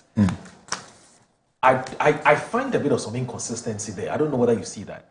Which is that, so when you say serving the state, what does that mean? Okay, so if you come and work at Metro TV, how does that serve the state? So Did you get it? I think that the National Service Authority is embarking on a very innovative reforms, very innovative project to expand their scope so that more national service personnel are working within the private sector. Because for every national service person who works with a private company or within the private sector, it saves Ghana over 8,000 Ghana cedis annually. Oh, that's fine. You don't even need to continue. I can explain. No, I see the benefit. It saves Ghana over 8,000 Ghana cedis annually. Why? Because of the allowances that are paid by the private companies. No, by the states. Now, so if you were doing your national service with Parliament, which is a public institution, the state would have to pay you at the end of every month. But now when you're doing it with the private institution, they pay you. So every year, it saves us money. Every year, it saves you about 8,000. That's fine. Then again, the state gains about 1,400 Ghana cedis on each national service person because the private institutions also pay something to the National Service Authority. So they can invest that in their farm projects and the other things. Because it makes sense. Increasingly, our public institutions do not have the space to accommodate many of our graduates coming out for national service. Makes sense. So it is only proper that they collaborate with the private sector in order to carry this out. Tomorrow, so I guess we the can bill. What else? So you the Ghana Scholarship Bill, yes. Again, we specific programs. Specific and programs. The second one is the comeback, and also now the introduction of a board. In the past, the Scholarship Secretariat had no board. So the management of the scholarship was left at the discretion of the Director General alone. And they really were not accountable to anyone on paper, because you see, they were an institution affiliated to the presidency. So they were really not accountable to anyone. But with this, I know some people have challenges with whether or not the board should have a hand in deciding who benefits from a scholarship. Yes. It's a very thorny issue. It's a very thorny issue. I mean, we discussed it extensively, and I know this is one of the issues that civil society is raising. Yes. And so these are things that we can look at. Yes. These are things we can look at. I think that, yes, there are some legitimate concerns. Yes. Because even at our level, at the committee level, we debated this matter extensively. But we can always have a further look at it. What was but the introduction of it. What was the for and against? Okay, so those people, who were for were arguing, so those who were for, everyone agrees that we must have a board. Yes. A governing board. Everyone agrees. Okay. And so there is no issue with whether or not the scholarship authority should have a board. Absolutely. We all agree that we must have a board. Okay. There were some discussions or debate around the composition. Exactly. Of the board. There were some discussions around the composition. There's a particular case. I mean, it's not good for the culture of committees that if you move an agenda and it is not accepted, you say it out publicly. Because we all agree that whatever is accepted by the committee. But there was a particular position that Asafweji and I agreed that the rest of the members did not agree with. Interesting. There was a particular clause that the two of us, we had an agreement. We saw reason why something must be there. And you argued. And we argued. The two of us argued forcefully. We were on the same page. But the majority threw it down. The majority did not accept it, but we accept that that is how committees work. So there were issues around the composition. But the real issues was the issue of the functions of the board. Because when you look at clause 5, for example, 5A says, if I can make a quick reference, the 5A under functions of the board says the board shall A, review and consider applications for government scholarships. So some people made the argument that this amounts to taking the administrative duties of the Director General and his team and handing it over to the board. And again, 5C says the board shall administer government scholarships. You know, some of this is about, the confusion was really about interpretation. What really it means when you say you are to administer scholarships. But boards don't administer anything. So like I said, these were some of the issues. And even when it came before the House yesterday, people raised concerns about some of these things. But again, like I'm saying, the introduction of the board is a major step forward. Because now you have a management team that will be responsible to another body. And they are expected to justify. So if Moro applies for scholarship, before Moro is awarded the scholarship, if your scholarship is considered, the board will have to approve. So you will give justification as to why Moro deserves that scholarship. In the past, it wasn't so. So one individual, an individual decides who gets what, when and how. That's how the situation was in the past. Adam, so the bill has come to address that problem, where now you have a board made up of reps from various institutions, ministries, and directorates. For example, you have a rep from the Association of Ghana Industries. That person's role will be to ensure that, okay, if you are saying you want to give Moro scholarship, how does that align with our industrialization agenda? And so you have all these discussions at the board level. So before you can get a scholarship, it will no more be the decision of an individual. Then again, the board or the bill is making provision for scholarships to be decentralized. So that a brilliant student from Tamekope, a brilliant student from Vumen can apply and have access to scholarship without necessarily coming through me as MP, the member of parliament. So these are some of the provisions in the bill that we believe will address the current ills that we have in the system. Again, every bill has its own challenges. It may not be a perfect bill, but I tell you that it is a major step forward.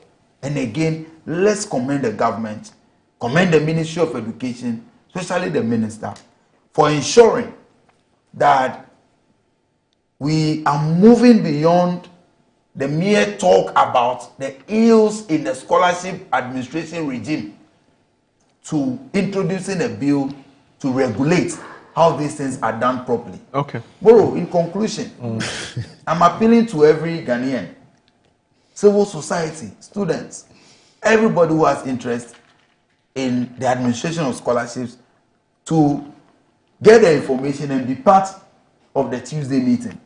So that let us all come together and agree on how to make public scholarships better. There is another angle of harmonization that we'll be talking about if I get the opportunity again. How to harmonize all scholarships so that Moro does not get scholarship from Get Fund, but is still able to apply for scholarship from the Scholarship Authority, does not get it from GMPC Foundation. Yeah. We have too many scattered scholarships funded from public funds, because these institutions are public institutions. So we ought to tidy there it is up. a need to tidy it up. There is a need to harmonize our efforts. Okay. And so, Moro, this bill is a very good one. All right. And I believe when it is finally passed, our scholarship regime will truly and truly serve the needy, the brilliant, and people who merit it.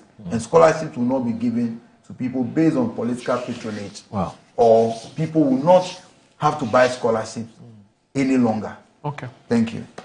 Okay.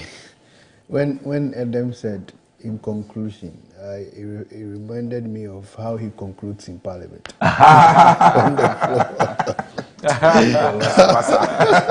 You mean he hasn't changed?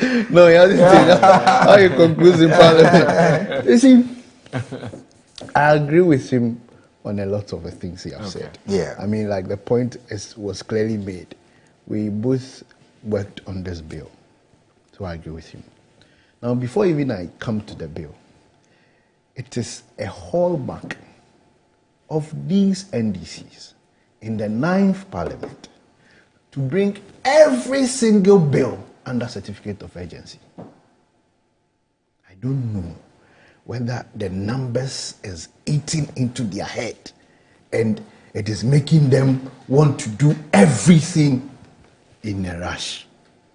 So as for stakeholders or CSOs or some section of Ghanaians making calls to say that there was no consultation, that is the style.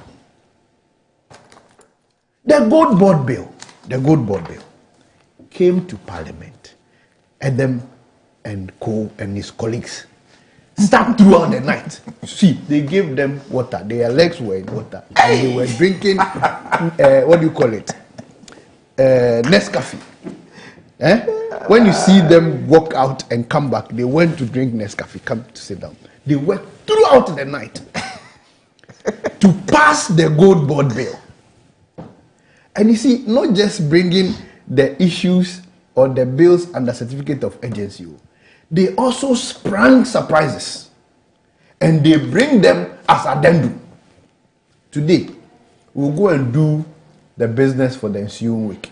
Okay. So the business committee will present the program or business for the following week. We will agree, the business committee will agree and arrange everything nicely. Let us get to the ensuing week, the next week.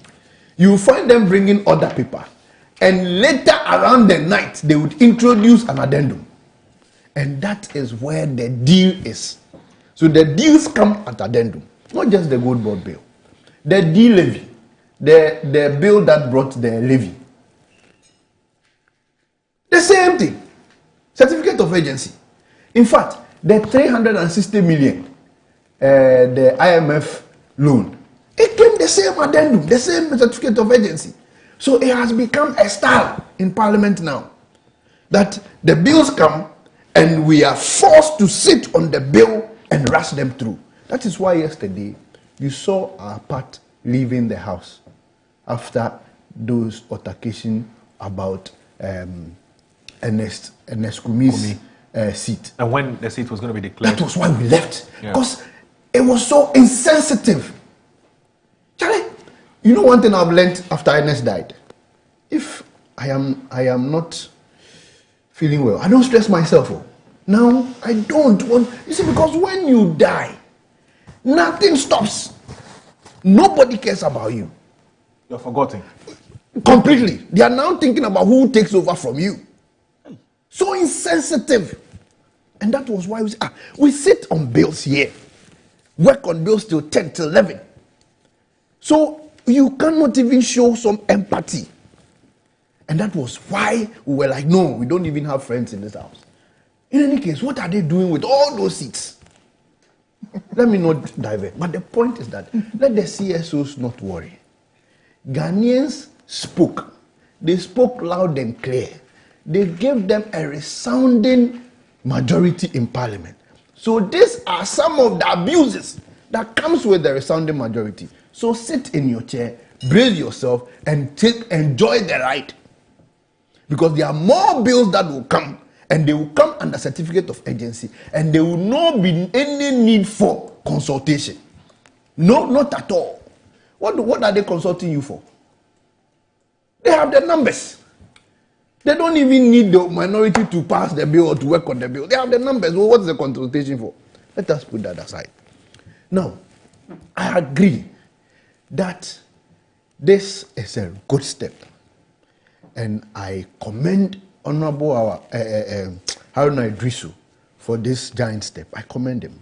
I must also say that, I mean, the idea works, like decentralization of scholarship and all those things. Let's admit that some of them started previously in the previous administration. So it is work that have gotten to this stage.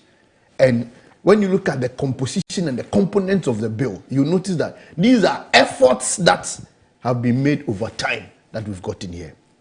One, there are some things I find in the bill. Like you said, not everything that will diverge because we were both in the committees. But the impression that was created, for me, I truly and really struggling to find it. And at the tail end of his submission, he raised it. The idea, even when Majority Leader was speaking on the bill, even when Honorable Bejra was speaking on the bill, you will notice that it was very high in their comment. That the bill seeks to streamline scholarship in Ghana. But the component of the bill don't do that. The bill don't have any power to streamline scholarships in Ghana. So Get Fund is still doing its scholarship. GMPC is still doing its scholarship. Ghana Gas is still doing its scholarship. The bill is not able or will not be able or don't have the powers to bring them together under one umbrella. Now, there's another point that my leader, Honorable Fenyo Markins, raised.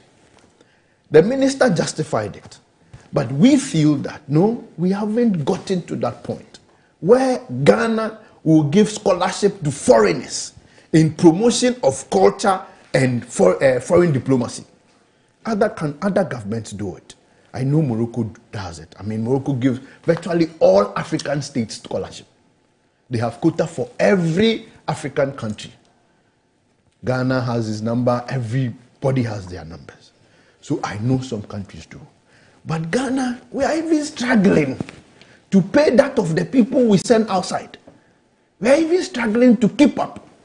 So we feel that, no, let us start gradually. We will get to a point where we will be comfortable. Ghana, for you say, if you more need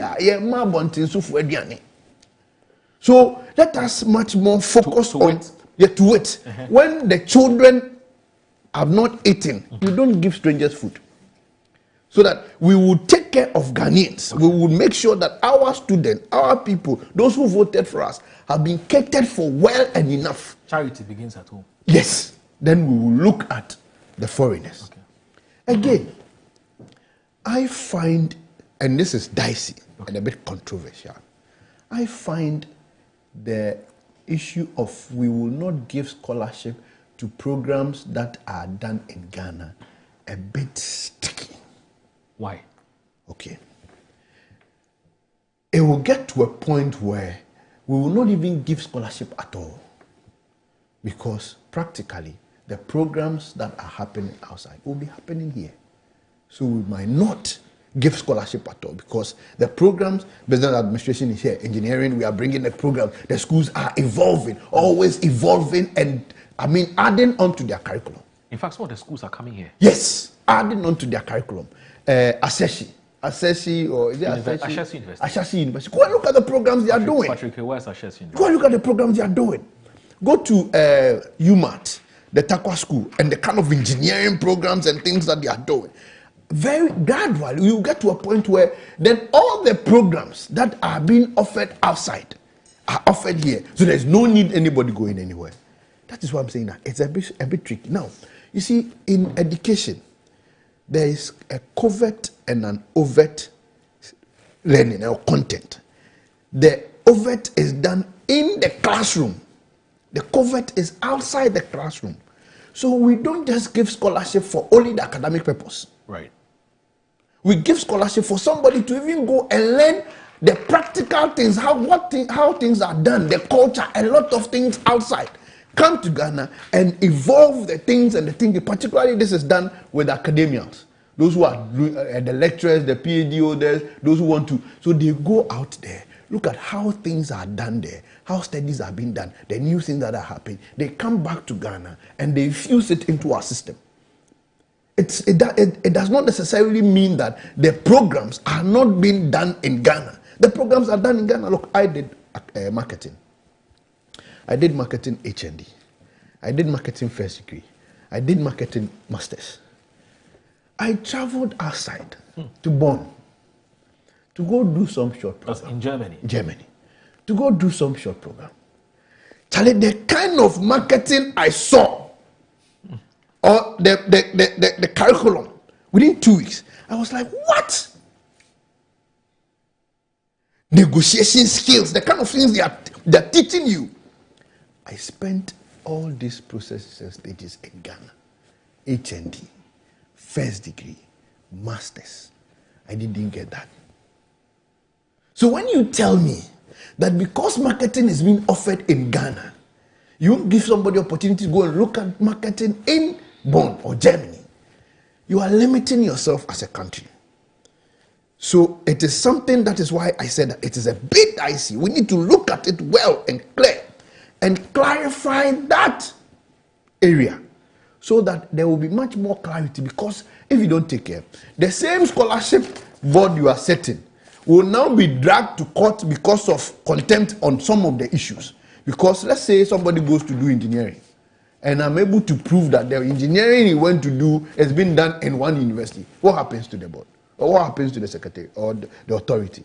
Let us be careful and make some of these things clear. But that's why he said that. The government does not disagree that when you go abroad to go and study, there are added advantages. And one of the added advantages is also exposure. Absolutely right. I mean, it's about discipline, technology. You mentioned even there's extra knowledge that you are likely to imbibe when you go there. No problem. But the government says we don't have the money for you to go and acquire those. So if you get my, Did you get a point? I get a point. If you get my point well and clear, right? I am saying that in as much as I agree with that clause, in as much as I agree, I am also saying that we must be careful, because it will get to a point where then nobody leaves Ghana. No, I'm not even. I raised a few issues. My question was not even about. In fact, that issue you've raised is also very legitimate. Can I? No, don't worry. You come. It's legitimate. But I was looking at the issue of the slightly added advantages when you go abroad to go and study, and I'm saying that from what Edem has said, I get the impression he says, I don't disagree with you, but we don't think that it warrants us to give you money to go and study a course which can be taught here. That's the impression I got from him. I'm not arguing that. And I'm not saying that the point Edem raised is wrong entirely. No, I'm not saying that. I am saying that there are some tangentials to some of these things that we must also avert our minds to, which is key and critical. That's fine. As for the bill, what this bill is going to do is to take the whole operation that has been under the presidency for so long a time. The NDC, since 92, the NDC government have been in, out and in and out and in. I mean, that was the same processes they used. That's what, look, as for students having scholarship challenges, we inherited some. I was a national youth administrator for my party. I was a TESCOM president. I came to be a national youth administrator. So I know, I am still an officer of the party. So I know how the scholarship secretariat was at the beck and call of the presidency for political agenda. Okay. I know. They did that. We did that. I'm not saying it's good. So this bill is taking the whole operation from the presidency and giving them autonomy. Right. Now you are your own bosses. We will hold you accountable to the things that you are going to do. We are setting you up. So now operate on your own. Okay. That is a good thing. Right. That I agree. Okay. Now, the other issue about the board, I raised it. I mentioned it. I find so much control, so much they're being given too much of the power. board getting so much involved in the operation of the authority. Okay, and I'll let you explain why you think they are being given too much latitude. I'll give you that opportunity soon. Please stay with us. This is Good Morning Ghana.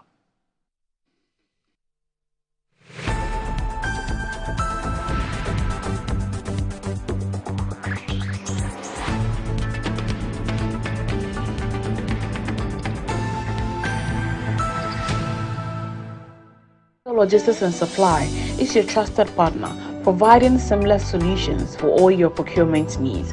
From sourcing products to managing imports and exports, we ensure smooth and efficient transactions every step of the way. Whether you require goods from across the globe or need assistance in exporting your products to international markets, we got you covered. General trading is at the heart of our expertise. We specialize in a wide range of products, catering to various industries and markets. As a trusted dealership in building materials, we provide high-quality products that meet the demands of our construction projects. Additionally, we act as manufacturers' representatives, connecting producers with distributors. Our expertise in logistics is the backbone of our operations. We plan and execute transportation and delivery of goods, ensuring they reach their destination on time and in optimal condition. MGO Logistics and Supply, guaranteed satisfaction. Wabedum, time aso. Hey, J. Watch it, na learning. Missy, watch and learn. Mekwaya ma besisia. Abozege. Akache say no ya konate and the more drink woman. Hey. But I didn't mean. Oh, sorry. She knew her old days. Hey, Dabio, baby wom. Ready? Hey, baby wom. Aji, I'll cause some discomfort.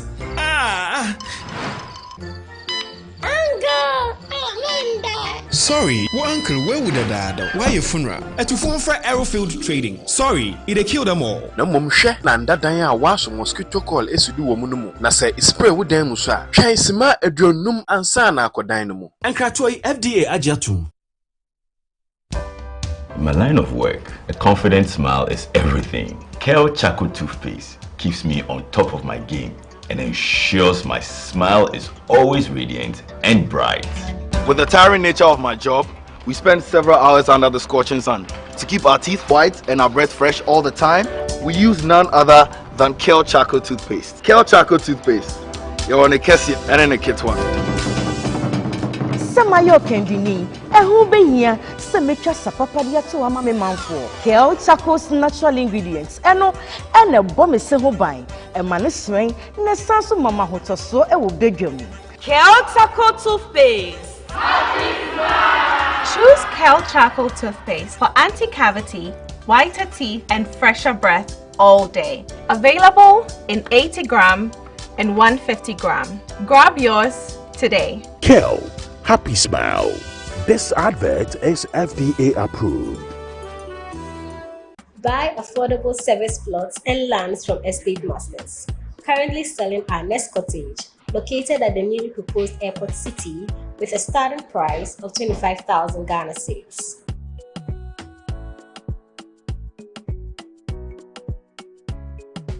We also have Palm Hills, located at Panfukro in the Gomwa East District, also with a starting price of 15,000 Ghana cedis.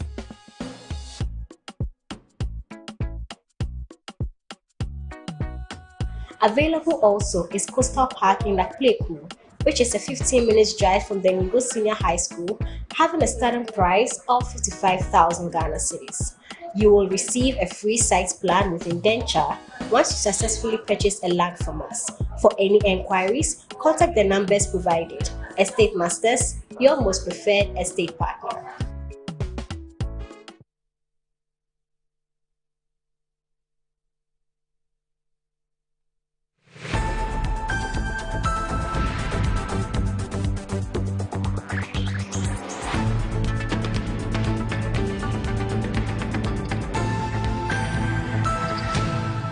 I see that members are not following first timers, and if you have difficulty in structuring your questions, the technical clerks are there to assist you. On the other hand, you approach your leaders to assist you, and third, you also pass them through the leaders. I have assigned the second deputy speaker to handle the issue of questions. Mr. Speaker, the Leader of the House in his submissions referred to Standing Orders 92 and also Article 1125. Standing Orders 92, with your kind permission, I'll read. And the heading is Ceremonial Speech. A ceremonial speech may be permitted, and the speech shall be confined to commemorating a special event, eulogizing a renowned personality or a deceased distinguished person, Mr. Speaker.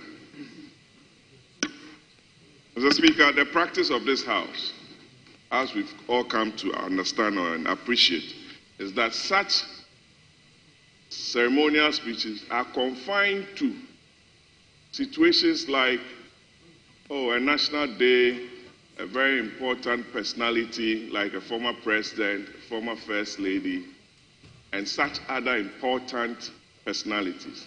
When it comes to a member of parliament passing, sadly in this case, the speaker is informed, a statement is admitted, a speech is made on the floor, members are given the opportunity to contribute to the passing of the said member, and it's admitted.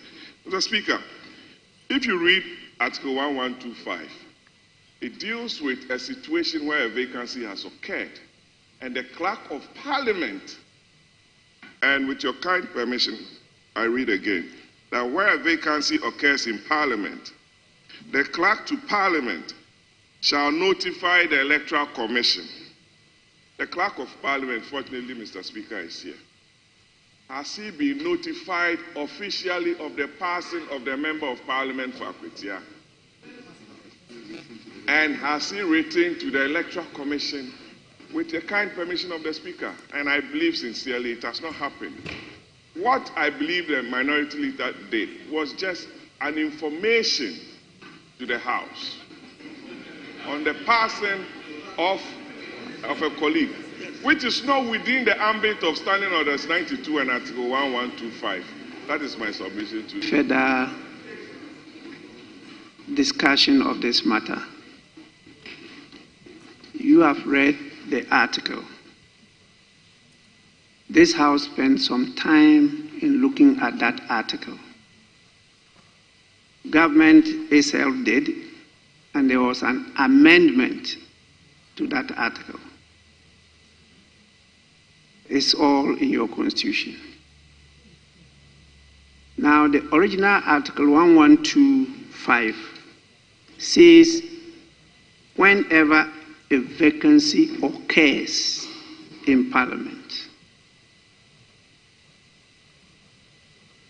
the clerk to Parliament shall notify the Electoral Commission in writing within 7 days after the vacancy occurred. And a by-election shall be held within 30 days after the vacancy occurred. Now, when does a vacancy occur? We've been given a number of them, including death. When do you consider a person to have died? Who certifies that this person has died? Recently,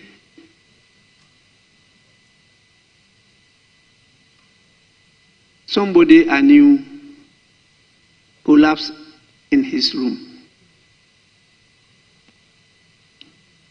And for 4 days, he was unconscious.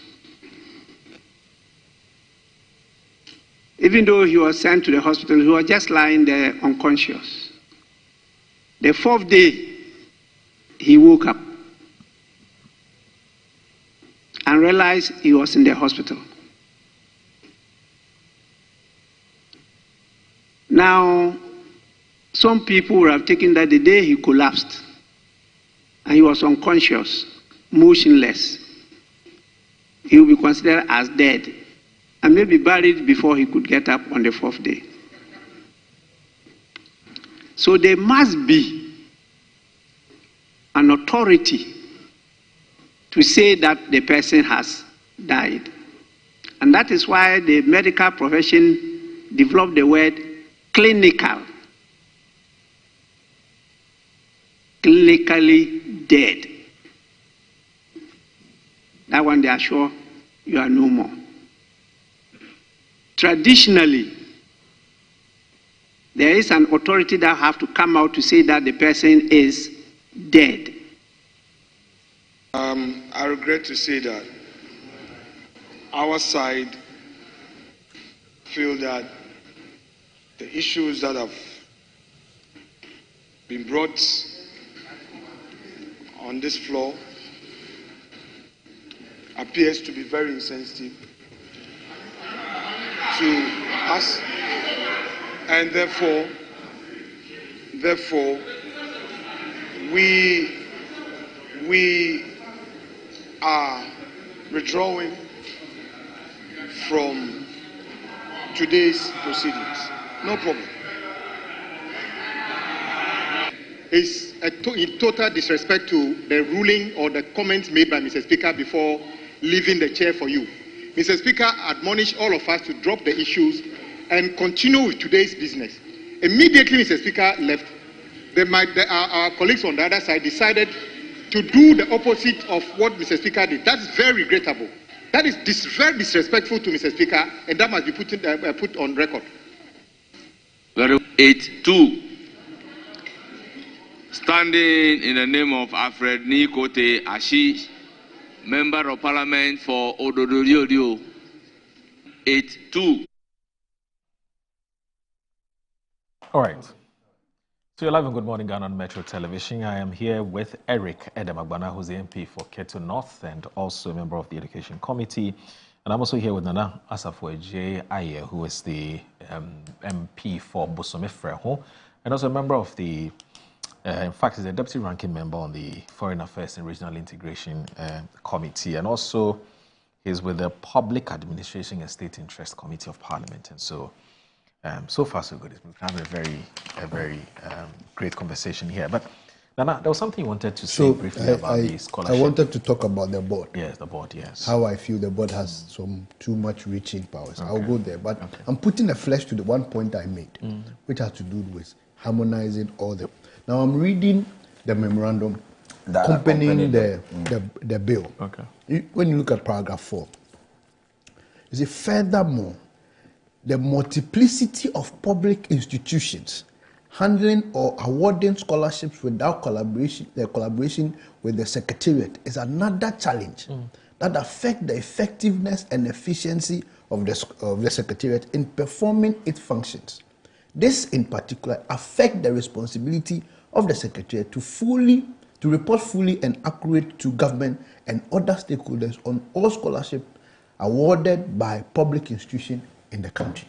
So the memorandum creates an impression that we want a certain harmonization, but the bill, the content of the bill, don't have that.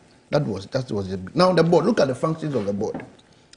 So the board shall address the board issue. Okay. No, I raised them. That's what I'm concluding on. So the board shall A, review and consider applications for government scholarship. The board is reviewing and considering application for government scholarship. B, determine the criteria and terms for the award of government scholarships. C, administer government scholarship. D, determine the terms of disbursement and maximum amount to be disbursed. Then E, monitor and evaluate accountability of funds of the authority. And F, ensure effective and efficient performance of functions of the authority. I think that boards are to do oversight, policy directions, but these functions of the board in this bill is giving them so much job to do. Some that I even think that they are managerial. They are supposed to be handled by the Secretariat. That is a bit of the things we looked at. But large in large, I think that it's a good step. Only to say that the bill seeks to build on some of the progresses that was made by the previous administration by decentralizing. Decentralization was done largely and hugely by the previous administration. That they are continuing. So kudos again to Parliament, the 9th Parliament. But the person who is sponsoring the bill now is the Minister for Education. A good job. When you look at the energy to which he wants to see the work done, the commitment, the dedication to want to see these bills, passed and aligned well to fit purpose. I give it up to him. All right. But I think that there are more or some work to be done. Is it true the president had to intervene? Otherwise, the bill would have been passed? Well, we're almost done. I am not privy to the conversation between the president and the minister, but the minister said on the floor of Parliament yesterday that he's had a conversation with the president and we have agreed to have further consultation with civil society. Now, there are a number of issues that my brother raised that we need to touch on. But I'm happy that ultimately, in a synopsis, he agrees that it is a good bill and there is a need for the legislation, which for me is the ultimate goal for us to have the legislation regulating scholarships. But let me clarify a few issues. The first one of the foreigners. The minister explained, and I must commend the minister again because at the committee level, the minister sat with us from morning till evening when we considered every clause. And it's very rare to do that. Sometimes bills are referred to committees and ministers say, oh, we believe the committee will do a good job. And they leave to attend to other things. But Honorable Haruna Idrisu sat with us. And so where we disagreed with portions of the bill, where he needed to explain the policy behind it, he did. Where we had to disagree with him as minister, we disagreed. And for me, we need to encourage that culture where ministers take the work of Parliament and the work of committees of Parliament very serious. On the issue of foreigners, he explained that there is the need for us as a country to have the provision in there because sometimes scholarship comes about as a result of bilateral collaborations. That's true. So let's say Ghana and Togo may enter a bilateral relationship where Ghana says, I will award 10 students from Togo scholarship. It is to enhance a certain relationship. As we speak, just yesterday, the Serbian government agreed with Ghana that as a result of the bilateral relationship, they were giving us I think 30 or something scholarships, a number of scholarships. And you, as a diplomat or a foreign affairs person, I'm making a point. Let me conclude. Oh, no, you conclude. Before them proceed on this tangent, let him understand that I am not saying it is wrong. Yes, so but I'm clarifying. No. I get you. Yes, but I'm saying that very well. We need to get to that level. No, very well. Where we'll be able to take care of ourselves in bilateral relationships. We extend such pleasantry. In bilateral relationships. If you feel that is not in bilateral relationships. In bilateral relationships, you can never say you want to get to what. Who defines what is that certain point? The fact that Serbia government is giving scholarship to Ghanaians does not mean they are not challenges in Serbia. But you are not the same. Morocco is giving Ghanaian students scholarship. It does not in any way mean that Morocco has solved all their challenges. No, that's not the point. And that they have so much in excess that they are spending that on scholarship. Like I said, some of these things is as a result of a particular foreign relation, aimed at enhancing that relationship. It is possible that Ghana can give a country, I'm giving 10 of your students, and we have such bilateral relations with many other countries. There is a Hungarian scholarship that our students benefit from, and many others. All the names so all we are saying is that all we are saying is that countries that are far advanced than us. So all we are saying is that let it be in the legislation. It doesn't mean that the minister or the board or the director general, because it is in the legislation, they decide that if we are going to award scholarships, we are giving all to foreign. No, it is part of, the minister made the point that it is supposed to be there, so that if it becomes a matter of necessity, if today some refugees from neighboring countries are in Ghana and they need to be put on some scholarship as a way of also supporting them, the legislation should allow it or to permit let's make progress. So that must be clarified. Number two, the issue of putting together our consolidation. It's important to understand that when the bill finally passes, that is when we can now make amendments to maybe the Get Fund Act, for example, and other. And again, to address that question, this is important for us to know the sources of fund for the scholarship. There is a percentage from the total oil revenue. So if you have which is which has been agreed. They said up to 2% or 2%. Which these are all part of the clauses that have been deferred for further consultation. But that should tell you that some provision has been made. So now, if we are going to be taking money from the oil fund to support the scholarship scheme, because GNPC, Ghana Gas, Petroleum Commission, and all these other agencies within that energy sector that are already supporting scholarships, are all working in the same space, it should be possible to say, because we are all donating towards the scholarship fund, there is no need for us to also give other scholarships. The authority must come into being first before an amendment will be done to existing legislation. Don't forget, this is a new authority we are establishing. It's not as though we are amending an existing legislation. So you cannot use a new bill to correct or to amend an existing one without going through the proper channels. Again, Get Fund is making allocation as part of the sources of the fund. We're supposed to raise some money from Get Fund as well. So if Get Fund is giving you money for the scholarship, it means that Get Fund will eventually defer all of its responsibilities in giving scholarships to the scholarship authority. And so let's agree that after the bill is passed, when you have the legislation, you can now make amendments to the existing legislation that allows other public institutions to also offer scholarships. Then this issue about studying for courses that are already offered in Ghana. He said he does not disagree with me entirely.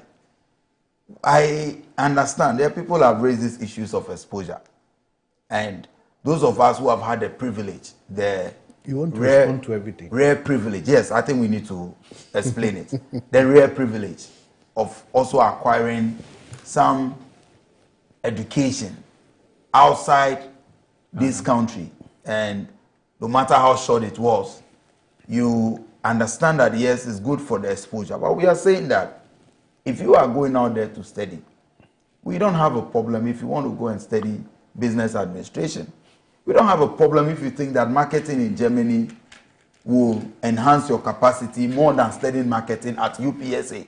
All we are saying is that that should not come at the cost to the Ghanaian taxpayer. Okay. Let it be at your luxury because it's a privilege. Right. That exposure you want to acquire. No, scholarship itself is a privilege. Yes, so it's a privilege. So we are saying that let the scholarship be directed at courses that will benefit us more. Okay. Let it be directed at courses that are not studied in Ghana. All right. So when you have that, it's better than saying that let's make provision for people to go. If not tomorrow, people will come to you and say they want to go and study, do African studies in Russia or go and study African studies in the UK. Okay. Let's have a more tailored scholarship regime.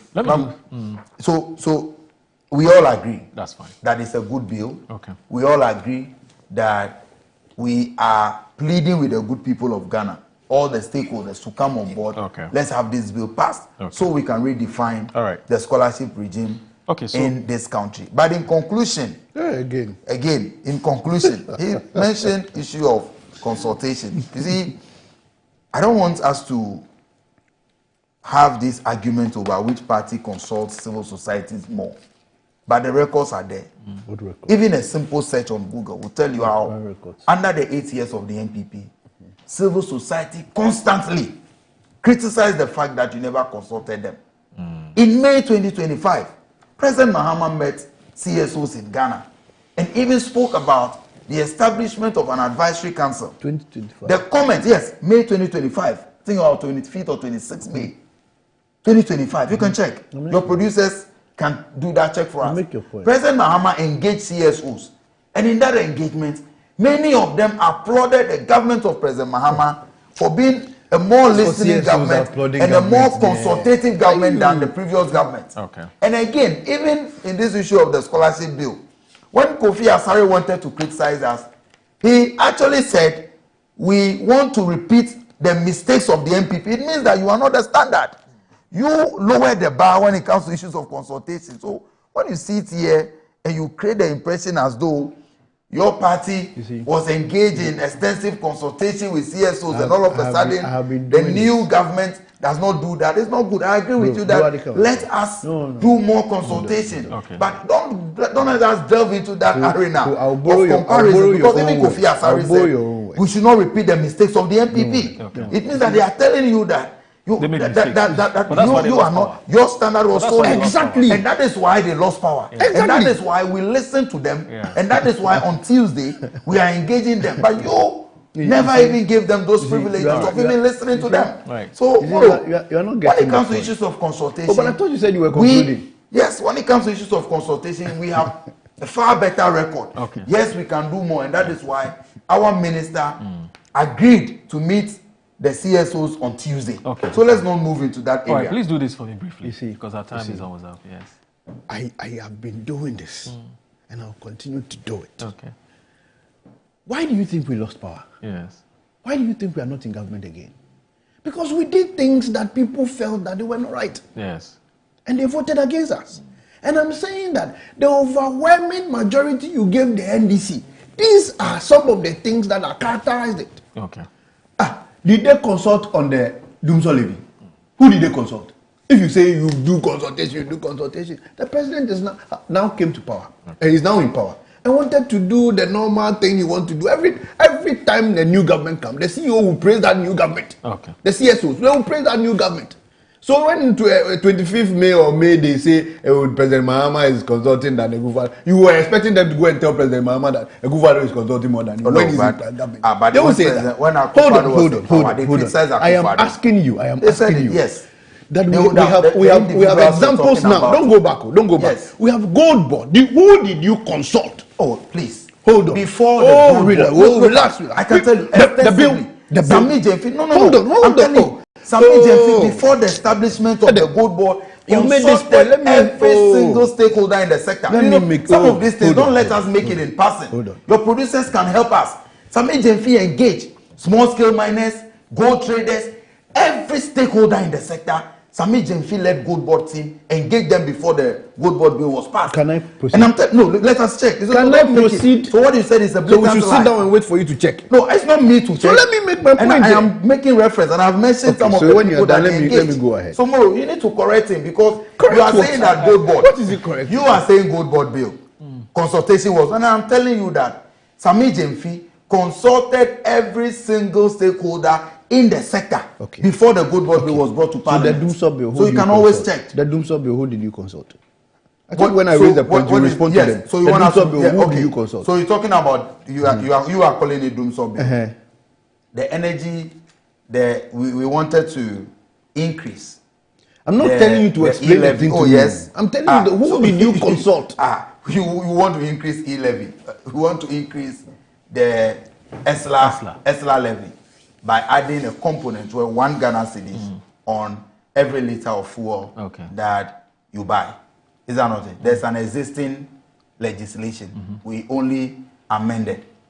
And when we amended that legislation, some people, including civil society organizations, applauded the government that we introduced that amendment. You see, you are talking about, it is not a new bill. It's not as if it was a new bill that we introduced to Parliament. We amended an existing legislation. And that has been done. You can check. What engaging small scale miners. You can check it. So I'm telling you that we've done. How are we suffering? You lied, so you need to admit that you lied. Lying. No, but you lied. You said there was no consultation. As far back as I am telling you that there are many others, not just one group. We passed which one? You passed a Gold Board bill overnight. And I'm telling you so that the problem people had issues. Look, even with the winnowing of the Gold Board bill, people have we raised a whole lot of issues during the winnowing. Okay. A lot of even on the floor. You went there, did your own thing one day.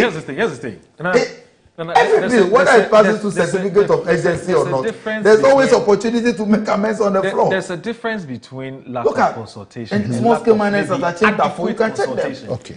Based on your own expectations. So hold on.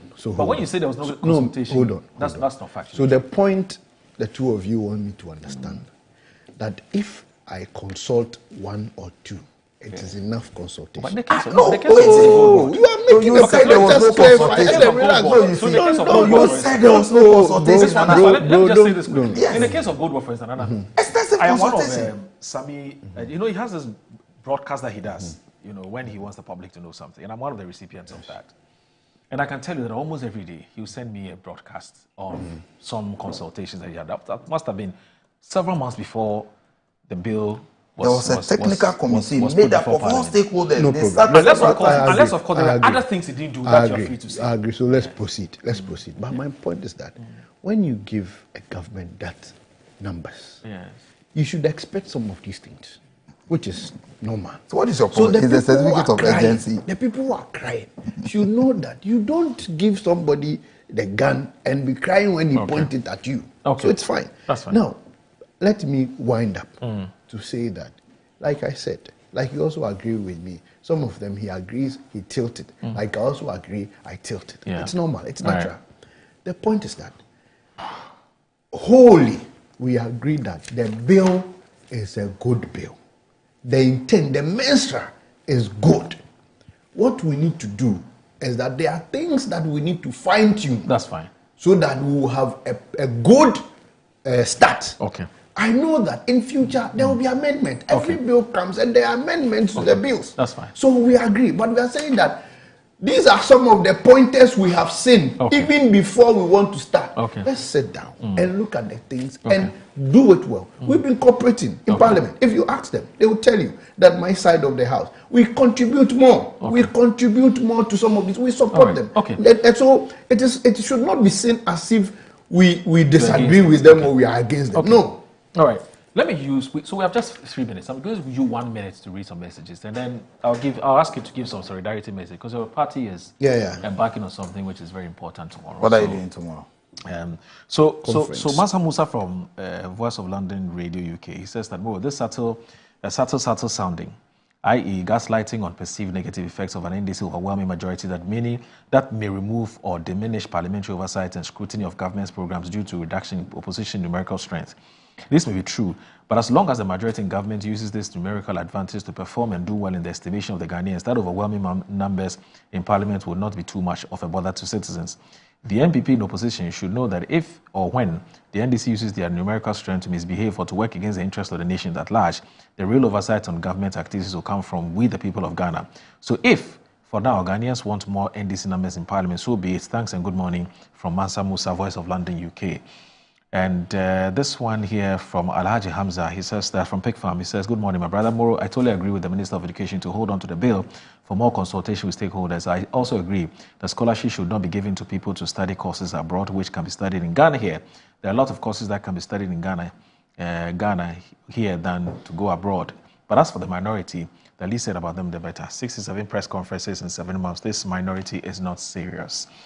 And then this one here from...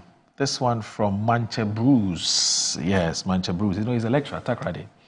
Takrady Technical University, I believe so. He says, good morning. Moro, it's imperative that the Ghana's scholarship is strategically allocated to STEM education and AI research initiatives, what you mentioned, that can significantly contribute to Ghana's development trajectory. If investments are to be made in business or other programs, they should prioritize innovation, innovative and commercially viable projects that can yield substantial returns and drive economic growth.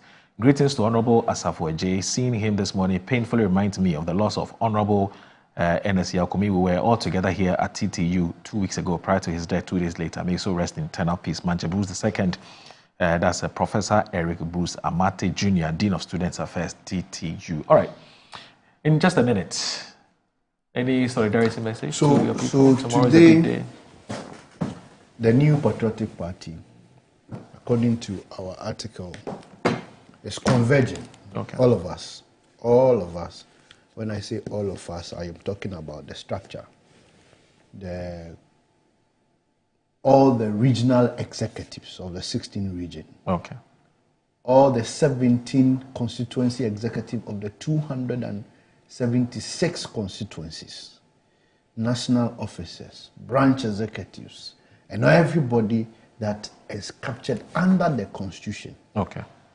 We are converging in the University of Ghana, Legon, for our national annual delegate conference. Of course, there have been a whole lot of issues about this. Okay. But finally, the team, the elephant, is converging to strategically look at the things that we've gone through. Okay. We've had one of the major devastating defeats in the history of the country or in the history of the party. We've had one of the our parliamentary strengths dwindle. So it is a good platform to meet together as a party. Okay. Look at where we fell, what can be done, and then regroup together in our core values. Okay. So we are all in Legon. I was there yesterday night with the organizers of You're the ready. regions, Good and to everything go. is set. Okay. So all right. I would welcome everybody. We're going. Don't take us off. In 10 seconds, don't take us off. Otherwise, if we talk, nobody will hear. Oh, but you didn't give me the chance to. Don't worry, it's an MVP affair, please. But you want to say something? So, yes, I want to say something. But I thought you guys, there's an injunction on that. And also, where is it? There's an injunction on There is no injunction. Are you defining the injunction? There is no injunction. There is an injunction on There is no the injunction. Good morning, I Ghana. saw an injunction. Salaam alaikum. Juma Mubarak. Bye-bye. Yes, this is Shaolin Academy. We are from MPP. NDC just gave us flying kicks like Jet Li and Jackie Chan combined. Even our MP's wig flew away like a butterfly. Calm down. We need Kung Fu fast. You said you need Kung Fu? We want to jump like a monkey and strong like the elephant. Yes. The elephant is our party symbol. We will help you, and I will be sending my disciple to train your boys. Make sure they are well prepared and should only eat noodles on the training day. Is this